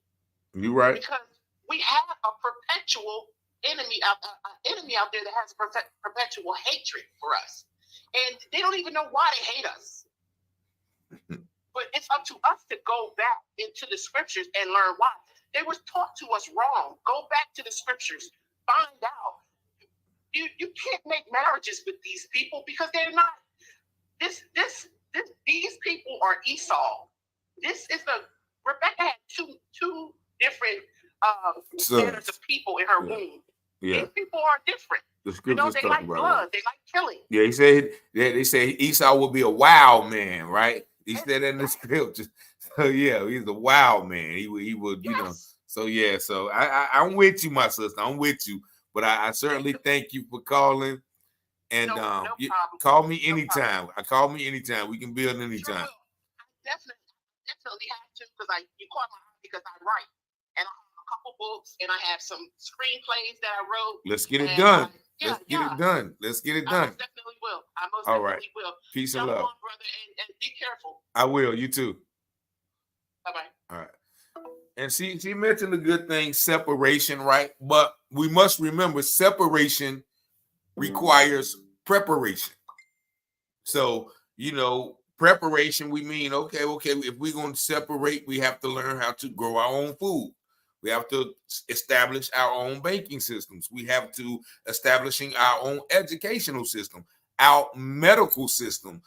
All of those things must be, and we have the people that know how to do it because we have people in all of these sectors, but they work for, someone else. So if we as a people want to, start our own or be separate, then, we have to disassociate. But of course, if y'all remember a few years back with the Colin Kaepernick situation, they was like, well, they was getting on players for standing up. And then they said, well, if my players kneel, then they're not going to be playing. Jerry Jones said that. All you Cowboy fans, that's what you're rooting on. And I know, people don't get it, but that stuck with me. He said, my players better not kneel. And then so they didn't kneel, but people were saying, okay, if all of the black players left the NFL and started their own league with all of their millions of dollars, then there would be no more NFL. There would be the BFL, the Black Football League. But of course, we are so comfortable. We are so tuned. We are so trained to think, oh, no, we can never, equate to this. It'll be football, but it won't be like that. It's almost like people said when integration happened. When integration happened, black businesses across the nation went broke. I got a brother, Dewan B, out in Cali. He talked about how his family owned like 500 buses in Mississippi because why? Black people couldn't ride buses. But once they did integration, his trucking business went out the water. Why? Because blacks were so excited to be able to ride the white bus. Like, somebody said, okay, it was a black person and the white person had a store and they were selling ice. And they said they went to buy the white person's ice. Why? Because the white person's ice was colder. But it's things like that, that we have to get in order to, quote unquote, separate. But it takes a lot of okay. Oh yeah, so that's the person that was calling me about. Okay. Somebody said, I've heard that Sheriff Brain may have had a meeting with the district attorney and other powers to be before the release of the Walmart video. Sheriff Brain was told what to say when he was making statements to the press. However, Sheriff Brain went off script and said more than he should have had. They were upset with him. That's why he got hands and foot put on him. Allegedly, according to this message. I can't confirm the meeting, but I do not believe the district attorney would have any problem throwing Sheriff Brain under the bus. We got to throw somebody under the bus. But this is and this is somebody from the town of Henderson that, in those towns, like, people talk, information gets out. Somebody in that meeting told somebody else, and they told somebody else, and that's how things get around. So I don't doubt it. I don't doubt that he was told to say. Told what to say. This man plainly just stated what he saw and where he saw the body, and he pointed out that they never would have found him. So clearly his body was placed by the tree after those animals did what they did to him back in the woods. We need to go to Vance County before the election. We letting too much time go by. So what do y'all think? And this is another thing, like, people are saying, okay, let's establish something, a date or whatever, and people are saying keep the date secret. And how would we do that? Like I mentioned before, if anybody wants to go, you can email me. But if somebody who was an op or an imposter, they can also email me too. You know what I'm saying? So it's no way that we can keep our plans a complete secret from people who won't, you know what I'm saying? Because of course they're watching us right now. Somebody's watching us and somebody's reporting it, to whoever. So, we can't be, so secretive, because, like I said, like they're going to know, like I mentioned the lady. Okay, we have to get. So if I say hit my email, somebody who say, yeah, my brother, I'm with you. When are we meeting? Let's go. And I tell him, he's going to go tell everybody. So my thing right now is, let's set a date live, and everybody chime in and decide what we're gonna do when we get there. That's my point of view, because whatever happens, somebody's gonna find out, and they're gonna know when we get there anyway. Let's call the media, call whoever, but we can, we can just establish it now, because I don't know if it should be before the election or after the election. My brother called me today and said before the election, that way, they would have to address it. So y'all tell me what y'all think we should do, because I think we really need to, go down there in a strategic manner. Peace and blessings, you live. Peace and blessings, Brother Taylor. I just want to say that this man that called and said that he was saying it to everybody, that this boy had the S beat out of him and nobody is listening. And what he's saying is, I kind of understand what he's saying and where he's coming from, because he's saying that he said it, but he's up against all of these other high people, from the sheriff's office down to the morgue. All these other people, they're connected. They have their hands in the same pot. And Sheriff Brain, I believe Sheriff Brain is afraid to say certain things, because he knows what they can do. He knows who's connected to who on his police force. He knows they have ties to the KKK. And so he's that's why he stumbles over his words and what to say and what not to say when you first talk to him, because he was trying not to say the wrong thing. He know what they can do to him. He know they can get to him. So this man, he's speaking out. He's other than the older man who called, he's speaking out at a risk to himself, because he's saying, I said he had it beat out of him. Yeah. And the people who have the power to write it on the papers and write it in reports, they're saying lies. He's saying, what else can I do? You're right. What can I do? He has a business there. He has family there. And still he spoke up and said, I saw him this way. Yeah. And I'm going to stick to I saw him this way. But I got 9 people in high places higher than me saying, no, he did it to himself. So I understand, and I feel those two are the credible people, and Sheriff Brain is scared. He's scared because of what they can do to him, and that's what I think it is. And they're all tied. Javion was beat by the nephew. When the people left, the Patriots left, they called and said, "This end is over here in the lot, and we going on to the house." That's why the nephew rolled up with his little goonies or whatever, and they attacked him. And I believe this boy fought. He's not going to let anybody just push him. He fought. And that's why it's just all tied and covered up. That's why they cut his nails and did stupid stuff like leave the rapper there and all this other stupid stuff. That's all I had to say about it. Thank you so much for all that you're doing, and peace and blessings to you and his family. Peace and blessings to you. And she made a valid point. That's what I said. That's why, I kind of mentioned that, I was probably too aggressive in that manner. But that's when the people of Henderson got to step up. Or in this case, once again, it can be us got to come up there and be like, yo, come grab that brother. It's like, look, this brother right here, we standing behind him. And we're gonna take him with us. But he's willing to say this, that, and the other. I think that should be our plan. When because when I got his number, he said he's willing to say what he wanted to say. So I think that should be our plan when we go down there, grab him, and with the masses say, listen, our brother right here is saying that. And so I think that should be the plan when we go. Y'all tell me if y'all agree. Peace and blessings. You live on the air. Hi, this message is for Brain. I just want to say, if you're scared, pack up everything that you own, get the hell up out of the city and state, get you somewhere where you can speak up and tell what happened. Seriously. If you're that scared, get the hell out of there.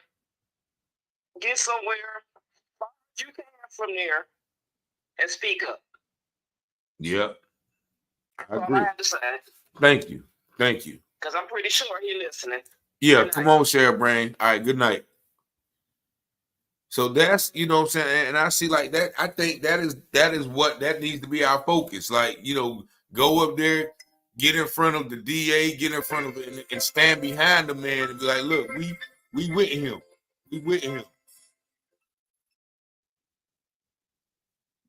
Peace and blessings. You live on the air. Hey, my brother. I'm calling from Danville, Illinois. Danville, Illinois. Yeah. I've been watching you for a minute, and I was like, this is so devastating. But I really called you just to do a shout out to my brother Javion, because I'm so proud of that young man. And such a, he's a young man, and he on the road driving a truck and not a care in the world. And I really think the motive was robbery. And because he wasn't gonna stand for them to rob him, they had to do what they had to do. Yeah. And I really appreciate what you're doing, but like I say, this is so devastating, and it's happening too much everywhere. And the government really needs to step in and take a stand, because as constituents, we only can do so much. Yeah. If y'all want our vote, do something for the black people. This is enough. It's enough. We done lost too many leaders for trying to stand up for righteousness, and it's still happening. Now you got a young man. Then you know how hard it is for our young people to find good jobs and got a mind to want to work. This man had a mind to want to work. He wanted his own business, and what the addict say? He seemed like he had a lot of money. Yeah. He was about his bread. Now he was about his bread, from what I hear. He was about his paper. Yeah.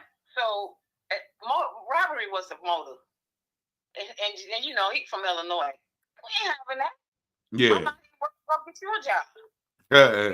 Yeah. We don't mind giving you a few bucks here and there. But you ain't even take it home. Yeah, definitely. Yeah, when y'all go out there, make sure y'all do a balloon release. Lift that brother. Set him free from that situation. Okay. Yeah, Yes, you know what I'm saying? This is All right. it's vexation. It's just unclean, and it's just unnatural, and it's so these people are wicked and evil, and it's just it's a sin before God that this is still happening. And I would say to the brother who is getting all this slack, God chose you for that moment. He chose you to be there at that time. Mm-hmm. And God is the one that's gonna keep you. Them people can't touch you if God don't say so. Amen. Amen. We got people praying over the region. Yes. Over the region. God Over run the everything region. down, but He uses us in different areas or in different situations. Yes. And we don't always like what He send us, but somebody gotta go. Somebody got to go. Here I am, Lord, send me, as one you ever said. Yeah. And you know what? The Black Panthers, they, you know, I grew up on the west side of Chicago. As a kid, I remember sitting on the front porch and a brother could be standing on the corner, and the word would come through about what was going to happen or what's going on in our community, and that's how it spread. And it's the same thing they doing. They're doing the same thing. So they started taking out the leaders. They wanted to know how we was communicating. Yeah. Because they had a band shut down. They know that. But Yeah. somehow we was giving the word. And it's the same thing. Ain't nothing changed. Ain't nothing new under the sun. We as a people just have stopped using that tool. Yeah. You're definitely right. You're definitely right. But I certainly thank you for giving us a shout out to my man Javion. I know he listening to us, and you know, I thank you for the words of encouragement, and peace and blessings. You too, brother. All right. All right. So, but yeah, so I mean, okay. Here we go. He's been calling. Peace and love. Peace and love. Yo, what's up, man? What's happening? Yeah, they keep saying, these people keep calling and talking about the government and the feds need to step in. You can't run a system like that, Sundown Town, unless you got some powerful people backing you.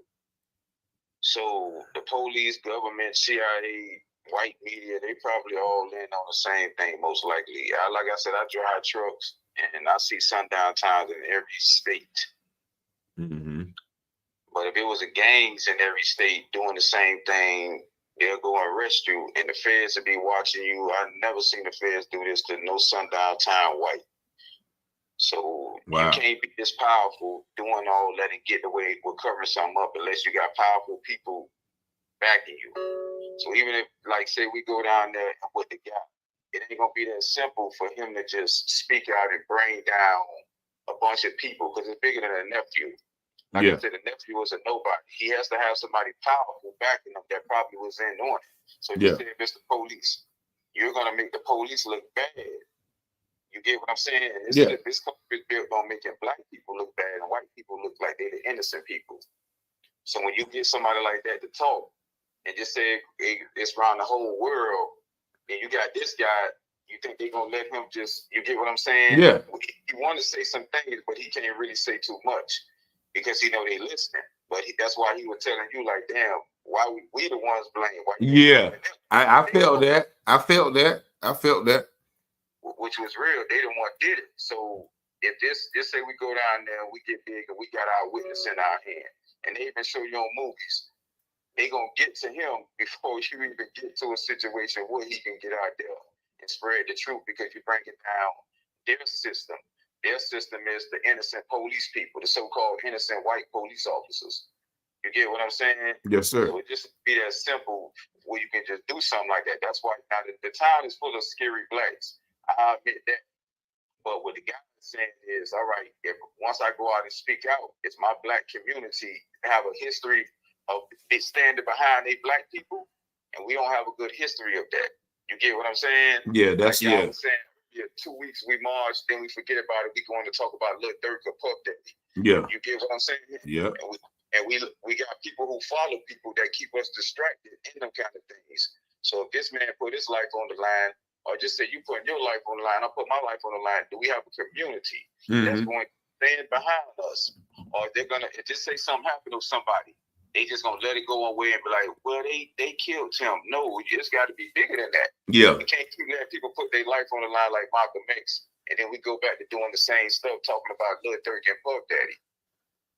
Hey man, I'm with you. I'm with you. That's that's something else that once again we have to be cognizant of, like and that's why I mentioned, like it had to be a community behind that brother. As I don't know if you were just there. I said we got to meet and take that brother with us and have him, what I'm saying, as a but it definitely takes commitment.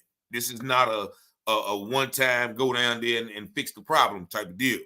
So I'm with you, my brother. You definitely, man, you that's Bible, as they say. That's facts. So that's law. Then you got to bring who you going up against. You ain't going up against the nephews. You ain't going up against the sheriff. You're going up against a system that wants to make itself look like it's innocent, and we are the bad guys. You see what I'm saying? Yes. So that's a system that's been going on for centuries. So you get what I'm saying? Yeah. Hey man, I'm with you. That's what I'm saying. It's definitely bigger, but once again, it's the people who can overturn the system only through, like you said, unity and community. You know what I'm saying? We got enough people to be like, nah, we're not letting this going down. We'll shut everything down. And, we want to stop participating in this system. We help the system go along too. You know what I'm saying? We work for the courts. We work for the police officers. We work for the sheriffs. We work for the corporations. You know what I'm saying? So we have we keep the system going. You know what I'm saying? In Look how you talking about this situation. Look how you just came out of nowhere and you talking about this. When you got people that benefit off our pain, like Dr. Umar Tariq Nasheed, they should be talking about this kind of stuff.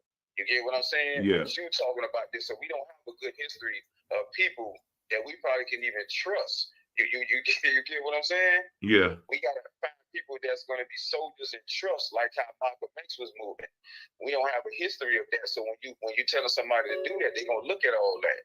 You look how you come out of nowhere, you gotta talk about this. But you got these other people that ask for donations every day, benefiting off our pain, but they won't even talk about it. They talk about Lil Durk and Puff Daddy. So it's deeper than just that, because we need to go down there.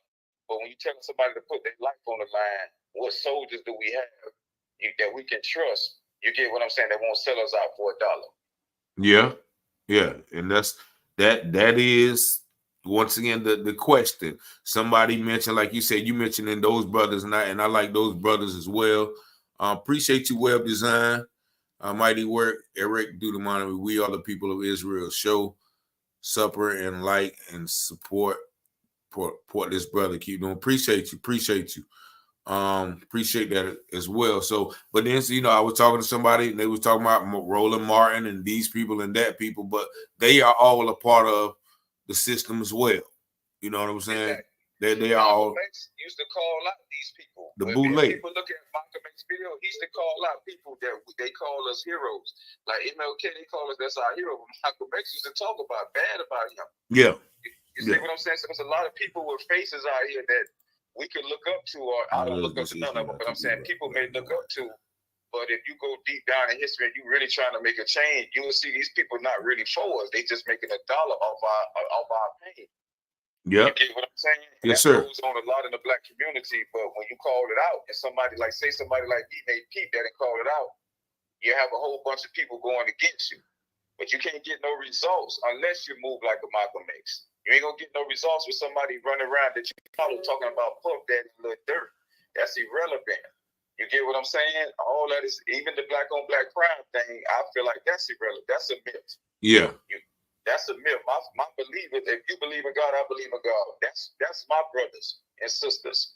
You see what I'm saying? It's not skin color. Nowhere in the Bible talks about skin color. My brothers and sisters are people who are believers of God. Okay. You get what I'm saying? Okay. And if the white man harms somebody, it's called self-defense. But if I harm somebody, it's called black on black crime. You get what I'm saying? So what does that tell you? I'm supposed to let another person harm me because he's black? No, see, don't get me misconstrued, brother. I feel you, but a lot of this that we're doing out here is not self-defense. It's self-destruction. We robbing each other for drug. Like I said, like if somebody comes in your house and you shoot them, that's self-defense. But if you go and rob and kill somebody for drug money, that's not self-defense. That's destruction. That's black on black crime. We can call it. Yeah.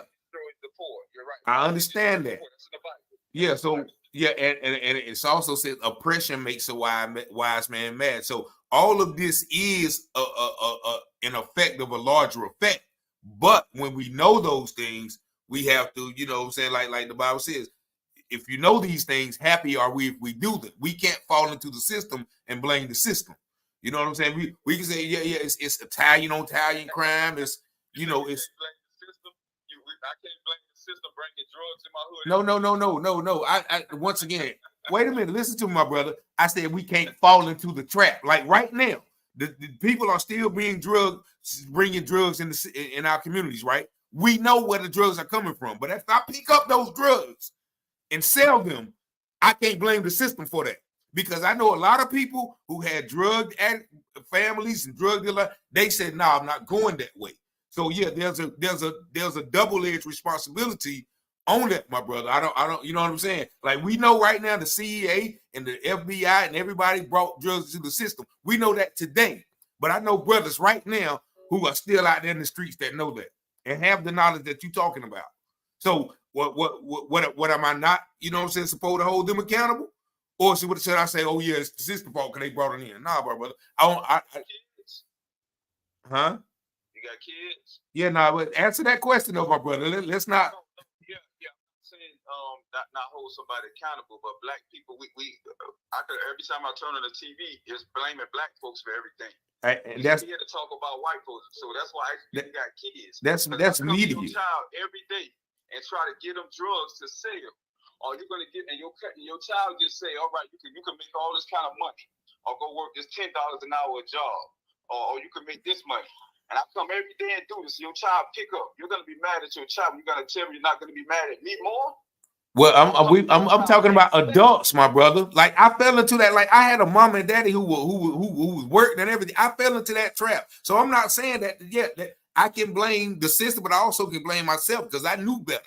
But I'm talking about adults. You know, guys that are 30 years old that's been to jail 2 times and still getting out there and say, yeah, man, the man is. No, bro, we're not talking about kids. We talking about grown adults who know the plan and still. I wasn't saying that. I was just making an example of it. I don't care if they're 50 years old. What I'm saying is it's a system that builds around that's intentionally doing something, but you're telling the people ignore that and just be these perfect humans. I've never said ignore it. We're not going to never be perfect humans in a world living in poverty. You're telling people from poverty to be perfect humans. That's not going to never happen. That's why they make sure they do this only to black folks. Because they know it's going to be hard for somebody to just turn this down. How are you going to tell me living in poverty that I can make money off this and I'm going to turn this down, but you intentionally bringing drugs and guns into my hood, and then nobody talks about you, but they talk about me when I do it and say, you need to be held accountable. All right, I am held accountable. Now hold them accountable too. Oh, yeah, definitely. Just like what Javion, what the guy was telling you, I'm cutting the grass. Hold these people who did it accountable. Exactly. The same thing. When we gonna blame them for something? Oh, I blame them all day. Oh no, if this is your first time watching me, but I've been blaming them since I learned what you're talking about. Since I learned about, you know, Gary Webb and the secret messenger and the CIA. So I've been blaming them. You know what I'm saying? So I don't, you know what I'm saying? But we still, once again, like if I pick up a gun today and say, okay, the system bringing drugs in and I go do some, that's my fault. You know what I'm saying? Like I literally, I'll be celebrating 5 years of sobriety in November, right? But from the time I was 12 to 30, 41, I made the conscious decision to live a life that got me shot, robbed, in jail, a cocaine habit, all of these things, bro. I made that decision. So why I can say, yeah, you know, and that was my excuse. You know, some people yeah, man, that's the way they got it, man. You know, I gotta, you know what I'm saying? That's right, because they got it here. I gotta sell it, right? That's the American way. No, but today I be like, no, but I got some friends that's 41 and still out there. So what do we say to those guys? You know what I'm saying? Oh yeah, keep blaming the system, bro. Yeah, sling them drugs all you want to, because you 41-year-old and you know the consequences of it. But it's okay, you know what I'm saying? Because they put it there. No, it's not okay. Just like when just like I'm saying, when you telling the man, you know what time it is, say something. We know it's not okay, but we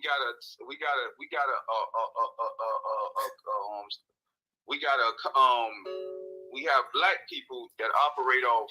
They ignore what white folks do, and they want to blame everything on us. I'm not one of them, though, my brother. Accountable. I'm not one of them. Get to this man right here and talk about who bringing guns and drugs in the hood. All right, I'm gonna hold myself accountable. I messed up. I sold drugs since y'all want to make drugs look bad. But Walgreens and what's the name sell drugs every day. And once again, I'm with you. I'm with you. Killing people more than crack and cocaine. I'm with you. Legal drugs are killing people more than crack and cocaine. You right. But you're gonna blame me for something that's not killing them. Okay, I'm the problem. But when we gonna blame this guy who coming to every day bringing drugs into my hood? When we gonna talk about him? Yeah, we don't like when nobody talk about him. That's what Malcolm X did. If Malcolm X was doing what everybody else doing and talk about black people all day, he'll still be alive. You right. Malcolm X said, "There's nobody in the world the Nation of Islam could do for blacks if they wanted to." But Malcolm X's job, his downfall was he started caring about blacks. You're not supposed to care about supposed to blame us for everything and tell a white man you innocent. You could keep bringing drugs and guns to our hood, and we ain't gonna say nothing about you because I'm accountable for doing this. Even though the system is intentionally doing stuff to knock my people off. I'm with you, my brother. Ignore that. I can't ignore that. Even if I am a problem. So that's what I'm saying. I can't ignore neither one of them. That's what I'm saying. I talk about both of them, just like right now, right? They say Little Dirt is on on tape or ordering hits, and we all know the Chicago drill scene. We ain't got to go into all that. We can blame whoever bringing the guns in, right? But we got black people right now saying free Little Dirt, and this man we celebrate guys like King Von, who's a documented serial killer. Long live Von. You know what I'm saying? Well, okay. Wait a minute. Who's alleged to be, or whatever the case may be. But so all of these, so none of this happens. You know what I'm saying? Like all of this stuff, like up to right here in my hometown of Goldsboro, North Carolina, somebody got murdered a few weeks ago. People saying free him. We celebrate. That's not nobody's fault. We've accepted the culture. We've accepted the fact of being willing participants in our own destruction. No matter we are willing participants. We're not the cause of that, but we begin to participate in it. And we can say, okay, you read the Bible, right? Yes, sir. You tell me in the Bible where it's not what you're talking about in the Bible. Oh yeah. That's David is way worse than King Von. Them guys that you're talking about that did that to Javion is way worse than Little Dirt and King Von. Yep. This is what I'm talking about.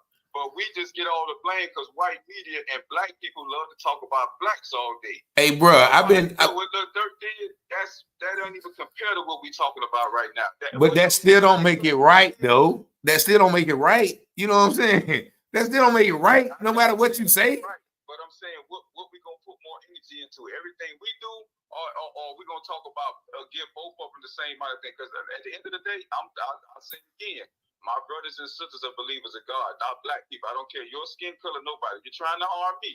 Yeah. I'm from the streets. Yeah. You talk about, you say you're from the streets. I'm from the streets. I'm not from the street. I see. That's the mentality. I'm not from the streets. I'm from this world. You know what I'm saying? We just bought into that though, right? We just bought into that. Yeah, we from the streets. Yeah. No, we from this earth. God, the streets are man-made. That's something that they've established for us, right or wrong. You know what I'm saying? So we got to get out of that narrative. But yeah, brother, I'm with you, man. Like, look, listen. I've been talking about this going hard on the police, and once again, he's the representative of the system. You know what I'm saying? So I get you with the higher level, my brother. I'm with you. We gonna definitely build because I know we on the same level. But you know, you can't take one situation and say, okay, well, that's all we talk about. Because like if you go back for my videos 2 years ago, nah, bro, I go hard on the system. So, you know what I mean? Just feel me on that. Just you, bro. But I'm saying every time you turn it on the TV, they don't manipulate our minds so much and brought all these Nigerians and Africans over. All they do is talk about blacks and everything we do and take up for white folks. That there is all that is just all that is just manipulation, been pushed, mind control. With the Chicago, just like they say in Chicago, they said 100 people got shot. I would drive trucks. I was in Chicago when they said that was none of that never happened. That's Okay. what I'm saying. A lot of stuff Okay. no media, all of it is not true. You right. That's what I'm saying. But they'll tell you I killed 30 people, and you'll believe it, or they'll believe it. But that never happened. But it's so easy to believe because we have black folks that always talk about black folks. But why? But when you talk about them, like we do, it's a problem. If that's the case. Look how things change. You see, Malcolm X spent the whole time talking about them. Now, 20, 30 years later, we talk about us all day. Yeah. You see how the narrative changed? That was orchestrated to make us as the bad guys. So not everything. So when they say King Von killed 30 people, we're gonna believe it. Ain't no black man out here running around. They gonna let do all that, man. They gonna the people who gonna do all that 30 and victims is them sundown time people. Yeah. Every state that I see as a truck driver, they're not gonna let no black man get away like that. You may do something 1 or 2 times, and like I said, I'm from the hood. Yeah. I want to say it. What is the hood? What is the hood? What is the hood? The hood is what we were just born at, whatever they want to call it. The hood is where, all right, they built projects to set it up for like prisons, but they know they was gonna put us in prison. So what I'm saying is. We gotta sit. Well, most people out there ain't just walking around saying, "Man, let me just do something to somebody," just to do it. A lot of that stuff, things happen, and whatever you want to call it. I may have beef with somebody. He try to harm me. I'm gonna do something to him first. They call it black on black crime. White men do the same thing. It's called self-defense. So all this is just a myth, man. You can't tell me not to. I don't care what skin color you is. You're trying to harm me.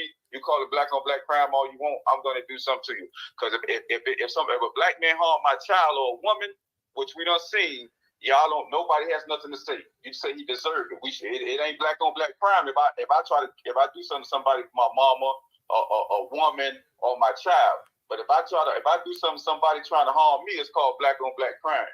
So this is why I say the community has too many people that are just all over the place. They tell them the bottom line, they trying to make the black man weak and tell the black man don't carry guns, don't do nothing but just be a weak simp and scary man. And that's just poison. That's not even in the Bible. All of God men were soldiers. Every man in the God dealt with. He never dealt with weak men. Every man God dealt with was soldiers, and they was ready to get down. So what's wrong with the black man doing it? Yeah, we've been I guess we've been stripped of who we really are. But I definitely know that you are a believer, and you are a soldier and a warrior. And I'm gonna say I think I think I already got you saved. Did we talk before? Yeah, we talked before. Okay. Because again, I called when they were the scary truck drivers. They calling talking about they can't drive places. These are scary. They lying about the truck, man. Look here, man. Yeah. You can drive where you want to drive. If you park in certain places, all they got to do is tell you they don't want you to park there. That's it. Do you want to be alert? Yes, but you can't be alert if our kids are not being taught about racism. Our kids are taught black people are the enemy. Javion probably was never taught about racism. My child go out there and drive trucks. I'm going to tell him about racism. I don't got to tell him about black people because the TV going to tell him that. I'm going to talk to him about racism. Facts. And that's why the kids don't be alert. So he get around white folks. He not thinking like somebody from the hood. You see, they only pick on certain people. They ain't just picking on anybody. You see what I'm saying? Yeah. So they picking on certain people, but he's not taught about racism. So when he get in them situations, he has to find out on the spot. But if somebody alert him and teach him how what's going on, he'll be aware when they go in these situations. Like you had the lady on there, she said she believed in the system, even though they took away her child. That kind of rhetoric can't be spread to our kids. No, the system is not for blacks. It's good for if I'm turning another black person, yeah, the system gonna help me. But when it comes to me going against somebody white, the system ain't on my side. They're on their side. And that's another thing what you deal with in the hood. Where the system deal, hey, if I call another black person, yeah, they on my side. But when I call somebody white, they ain't on my side. They gonna turn on me and make me the bad guy. So it's a lot of things that I can say, but like I said, you a black man, I'm a black man, and we on the same page, my brother. We on the same page, man. Appreciate you, and we gonna talk. Like I said, I'm gonna lock you in. But yeah, we definitely it's bigger than, like you said, it's bigger than. You know what I mean? It's bigger than what is portrayed to us. I'll say that. It's bigger than what's put out there. So I appreciate the insight, and I'm on the same type of time, and we right there. Okay, one more thing, black man. When I say believers of God and my people, that means no skin color. So if it's a white person that's a believer of God and he follow the Bible, he's on the same team as us too. Oh, facts. Yeah, I was in a recovery program, and I was the only black person in there. But you know what I mean? Due to that recovery program and all those white brothers believing in God, yeah, I'm here today, my brother. So yeah, right. I'm with you. Peace and love, my brother. Thank you. Thank you for the call, man. Keep up with me. All right. My good brother right there, man. Yeah, so my good brother, like we just have to get through the kink sometimes. That's why I'm taking my thumbs up back. Y'all are hilarious in the comments, man. Hey, look, man, I love y'all, man. Yeah. But yeah, but he made some great points. A lot of times the media, and that's what Malcolm X said, the media has the power to make the victim, or it has the power to make those who are being oppressed look like the oppressors. Appreciate you, Tim Keith. I can't find it. I just seen it up there. Okay. But yeah, the media, man, that's one thing that he said. The media has the power to make us look like, matter of fact, hold on.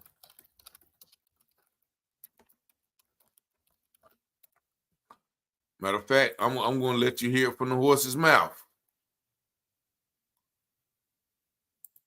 If it'll let me pull it up. And I certainly appreciate y'all, man, for I normally don't go this long, but it's been a real good conversation. But again, we have to, this is all about, once again, justice and righteousness for our brother. So we definitely want to keep him at the forefront. And so whatever we got to do, whatever plans y'all have to, like I said, I don't, media manipulation. Okay. Y'all listen to this real quick.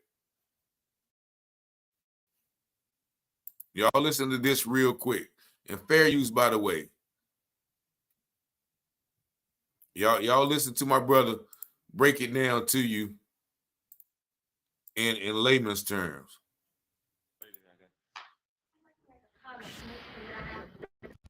Now, you're right, of course, the black people are in the West.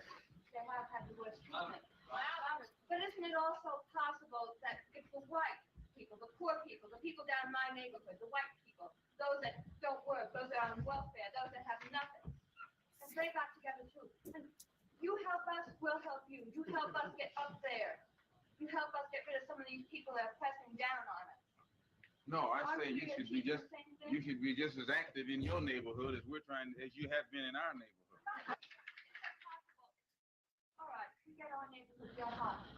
Everybody's going for something. We alone, there are too few of us. There are too many men up there with all their cop cars and everything. That's what they're always telling you. Never let your enemy tell you how many of you there are. Never let the man that you're against form your opinion. This is the trick that's played on everyone who's oppressed. The first thing, an occupation, when you have a revolution in the country, the first thing you take over is the radio. And then you start telling the people, everybody, the war is over. And so all of them surrender. No, they believe that thing right there. And once they take that over, they start telling you where you are and where they are, and you fall right in line. It's plain thought control. The majority of the American people aren't segregationists. That the majority of the American people aren't imperialists. But the government is, the structure is, the power faction is. So how then do all the majority go along with it? Because those who sit in power over the television, over the radio, and over the press is constantly telling those who are the masses how free they are, and how this they are, and how that they are.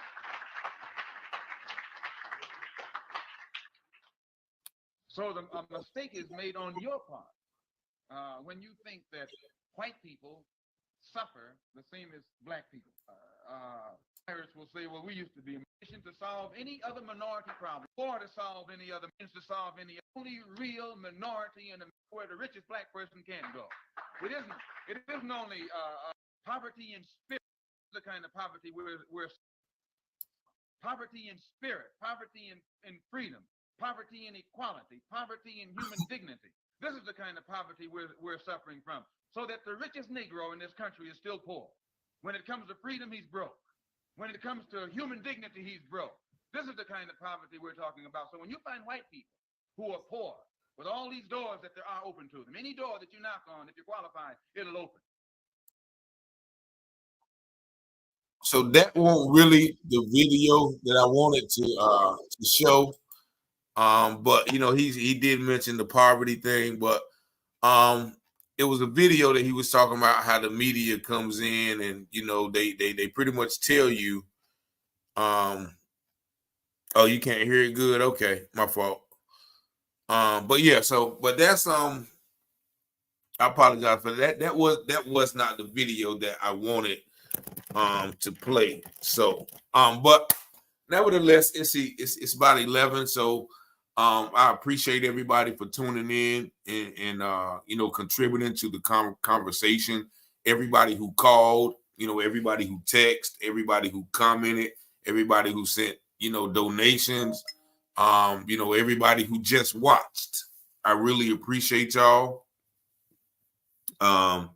You know, we always once again want to, you know, thank God for, you know, his covering and, you know, and his fellowship and his unity and his insight, his wisdom and knowledge and understanding, which allows us to, you know, see past those things, you know, because the Bible says that the things that are seen are made of things that are unseen. So these acts that we are seeing, these happenings, occurrences, these things we see them, but they are made from a spiritual point. They are made from a spiritual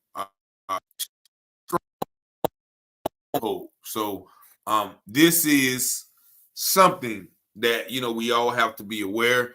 But also, you know, as far as a call to action, we definitely have to have a call to action concerning our brother in Henderson, but also, you know, around the nation. You know, we have to be connected. You know, we have to have those networks. We have to have the knowledge and information when we go to these places, or, you know, we have to be aware, keep our head on the swivel, you know, be wise as serpents and gentle as doves. You know, we can't fall into the emotional or the anger narrative of, you know, just being reactionary. We have to be proactive. We have to be vigilant. We have to be persistent. We have to be consistent. Thank you as well. Thank you. This is my journey. Appreciate you. Thank you. Thank you. Thank y'all for tuning in and sharing information and just being a willing participant in, you know, our upliftment instead of our destruction. So I definitely want to thank y'all as always. 919-587-7782. You know, and once again, I'm still trying to, you know, figure out when is the right time to go. But hopefully this information that we shared tonight about the call and the witnesses will reach, you know, someone who has that ability. Let's take this last call. Peace and love. You live. Hello. Yes. I was just calling to say I'm so proud of you, and everybody's been saying how proud they are of you. Thank you. And I've been listening to you from day one. When I saw your channel, I was interested in the books that you were talking about helping people with, but this is a far bigger issue, and I'm just happy to be a part of this. And I've been telling people about you, and I want to pass the word on, and I just want us to really get to the bottom of this. It's a lot. Thank you so much. I appreciate it. Yes. I appreciate it. I'm just going to try to do my part.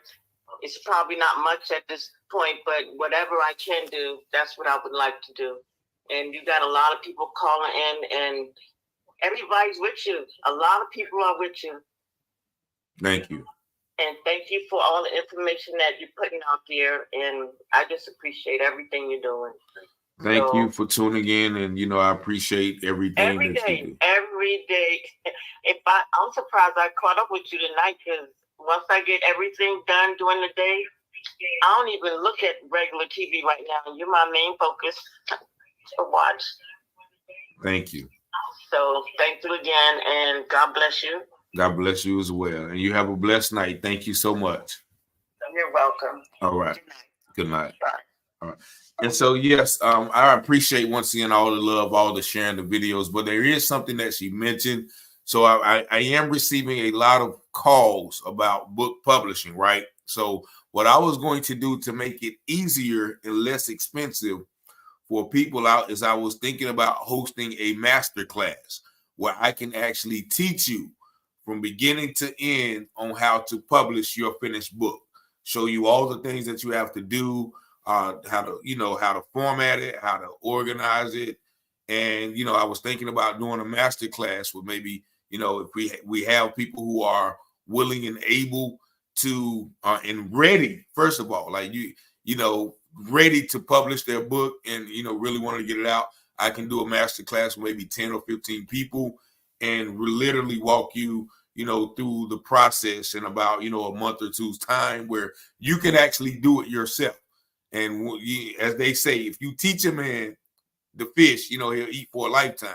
But if you give a man a fish, you have to keep coming back to you. So if there are interest, if there is an interest in a master class, you guys can send the email, and I'll give you the details. I'll develop the format, and then we can get these things done, because I think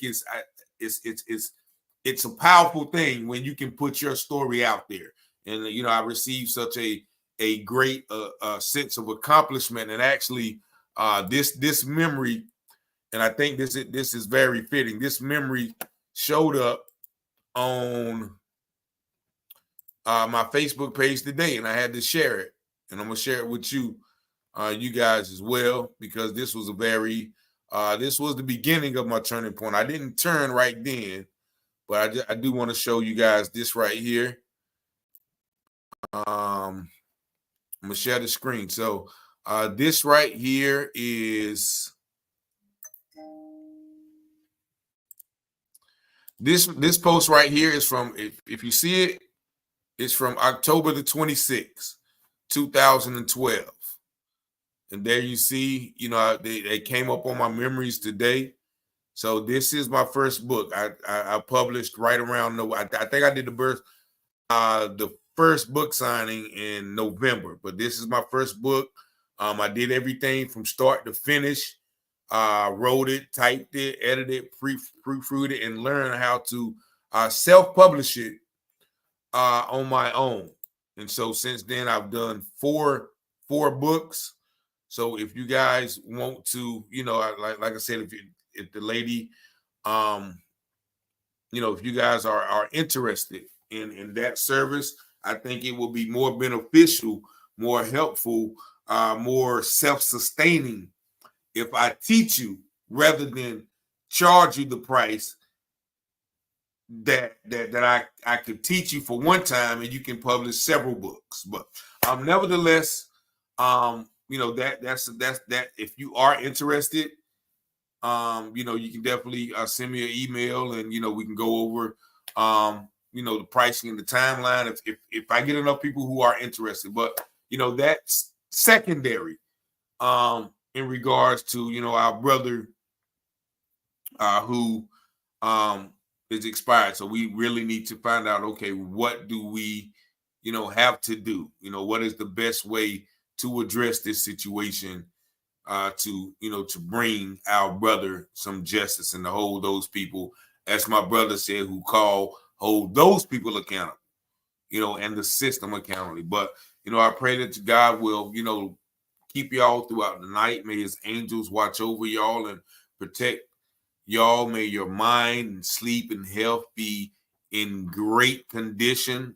May everything in your life be filled with peace, joy, prosperity, love, success. May all of your relationships be fruitful.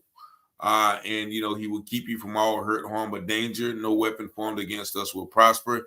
Any tongue that rises up against us in judgment shall be condemned. We are the head and not the tail, above and not beneath, the lender and not the borrower. Anything that our hands touch is anointed to grow. And wherever our feet have tread, God has already given us. For God has not given us the spirit of fear, but of power and of love and a sound mind. We are more than conquerors. If Christ be for us, then who can be against us? Greater is he that is in us than he that is in the world. He has given us power and authority to trample over scorpions and tread on serpents, and nothing by any means shall help us. The Lord is my light and my salvation. Whom shall I fear? The Lord is the strength of our life. Of whom shall we be afraid? When the wicked, even our enemies, come upon us to eat up our flesh, they will stumble and fall. Though a host should rise up against us, in this we will be confident, that we will dwell in the house of the Lord to behold the beauty of the Lord and inquire in its temple. Take those scriptures, meditate on them. The Lord, those that wait upon the Lord shall renew their strength. They will mount up with wings as eagles. They shall run and not get weary. They shall walk and not faint. Thank y'all. Y'all have a blessed night. Peace and blessings. Make sure you check out the show tomorrow about the church that was burned amidst some racial conditions in Paris, Texas. Peace and blessings. Y'all have a blessed night.